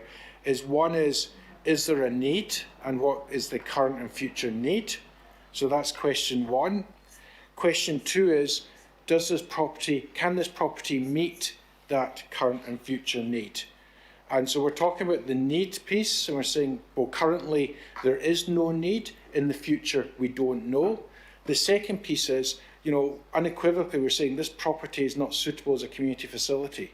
So all the advice that you've been given over the last few months in terms of the community facility portfolio, in terms of age, future maintenance costs, this would be us going against the advice that other staff have been providing you, because it doesn't meet what our community facility should be. Thank you, that's very clear, thank you. Councillor Bartley. Thank you, Madam Chair. Really appreciate your expertise, Ross, on this, and Kim, but mainly Ross, because I looked you up and you're quite impressive with your CV. I just wanted to ask, how do you think we could go about kind of changing this, how we're doing it with the local boards, so that it's more, the power sits with the local boards, so that they're choosing what they want to sell and what they see as their aspiration, so it's not about them bracing themselves, coming up with an argument to try and save an asset. So is it too late to try and have that change in how we're doing this approach currently? Through the chair. First, thank you for your compliments, Councillor. Did you notice I'm an accountant? Yeah, just. Okay.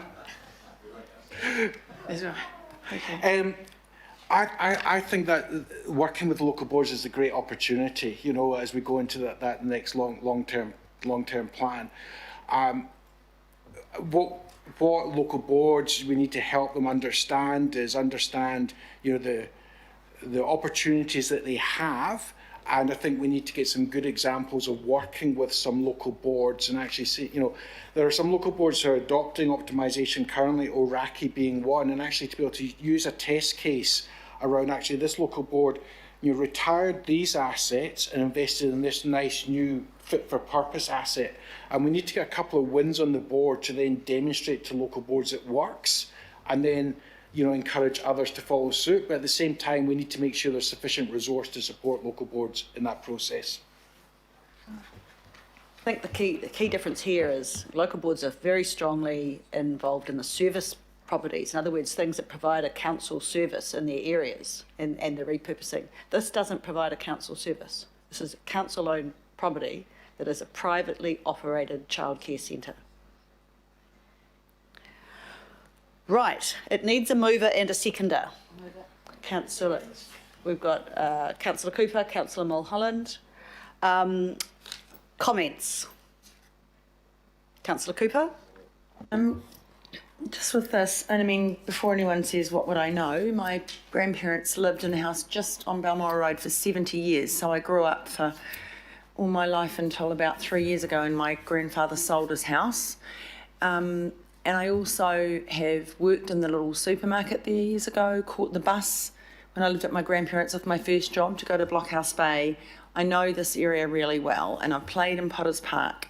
It's a long time ago, but I think the thing for me is that what has been silent here, which was talked about the last time this came to us several terms ago, was that many people in the community had written letters to say, we love this daycare.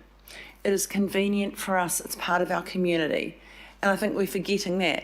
Also the fact that it was bought in early Auckland City days, and we've got rent from that all this time, which is great. And while it's been held, it's appreciated nearly 10 times the value. So we have held it for a long time, and now we need that money for some other asset, which I think is the best use for it. We don't want to do it for pay for the groceries. In terms of a town square, it's kind of tucked away a little bit. It's a bit odd. You've got an amazing park there, and it's been redeveloped over time, and it's a really good park, and I commend the local board for how they have developed that. It's very well loved. The other issue I see is, coming from a high growth area, what I have seen is a proliferation of childcare centres, because the more people you get, the more intensity you get, two parents having to work, you desperately need somewhere for your kids to go, and you need it close by. And if we ever get light rail, that'll be really handy for people dropping off their kids. This is one of the things that we can now secure, that will be a daycare centre, and that's really important to families, to have that available to them. And we don't have to own it. Someone else is doing a great job, and we had letters to that effect a few years ago when we were first looking to sell it, and people saying, please sell it to the owner, because we want to make sure we've got somewhere to take our kids. So that's one of the reasons I support it. The other thing is, we waited to get a report, and the report said, you know, what it said, and though the local board don't agree with it, the report is still there. So if you've got a report, I want to listen to the report. Can't just disagree with it. And we desperately need to meet those targets. We've got a whole list of properties here that may not go up for sale, because there's a whole lot of riders against them now in this report, and I'm quite worried about that. We've done a lot of work on this. We've waited about 6 years to actually finally get to this point. So I think we've given it a good go, but it's time to sell it into something that's needed in the community. Thank you. Thank you, Councillor. Councillor Walker. So I support the local board. I visited the property. I think the information that they've provided around needs in the community that go to civic needs, particularly for the elderly, are well reasoned. I'm of the belief, frankly, that as we sell properties, we will not be acquiring properties and not be providing civic facilities into the future. I think that writing is on the wall increasingly. I'm incredibly concerned about that. I think that goes to our lack of development contributions, our debt situation, a whole variety of things. So I would have thought a prudent situation here would have been to have retained this property. It is well located. We could leverage a development on that property that could meet community needs at the same time as having some commercial proposition there. And I think that the zoning and the related development around there support it. And certainly, as the local board have indicated, it is a very well located location. As Ross has indicated, we're going to have light rail into the future, and that will only intensify the need for civic facilities in close proximity to the light rail. So I support the local board.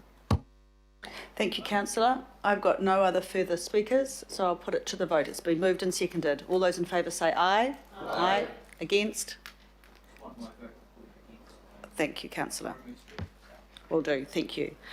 Item 10 now is thank you very much, Ross, and I just want to say thank you for all your work. Could I just have just a second just to thank everyone around this table for the support that you've provided to me but the finance team this year. You know, we've all had the hardest year ever, and we've had to do some really hard decisions, but we all really appreciate the support that you give us. So I hope you all get a good break with your fan house over Christmas. Thank you. Thank you, Ross. You've had one of the toughest jobs, so thank you too. Okay, Josie, look, it's a process report. I'm happy to move. Seconder, thank you, Deputy Chair, Deputy Mayor.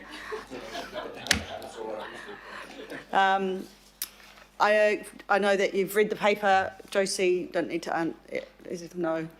So I'll move it and it's seconded. Any questions or comments? All those in favour say aye. Aye. Against, carried. Thank you. I'd like to move officially into confidential. Do I have a seconder? Thank you, Pippa. All those in favour say aye. Aye. Against, carried. Thank you. Ladies and gentlemen, I'd now have been asked by the Mayor if he could have a moment of your time to go through something he'd like to talk with you about. Yeah, we'll just take a 5-minute break. We need to take two 5-minute break.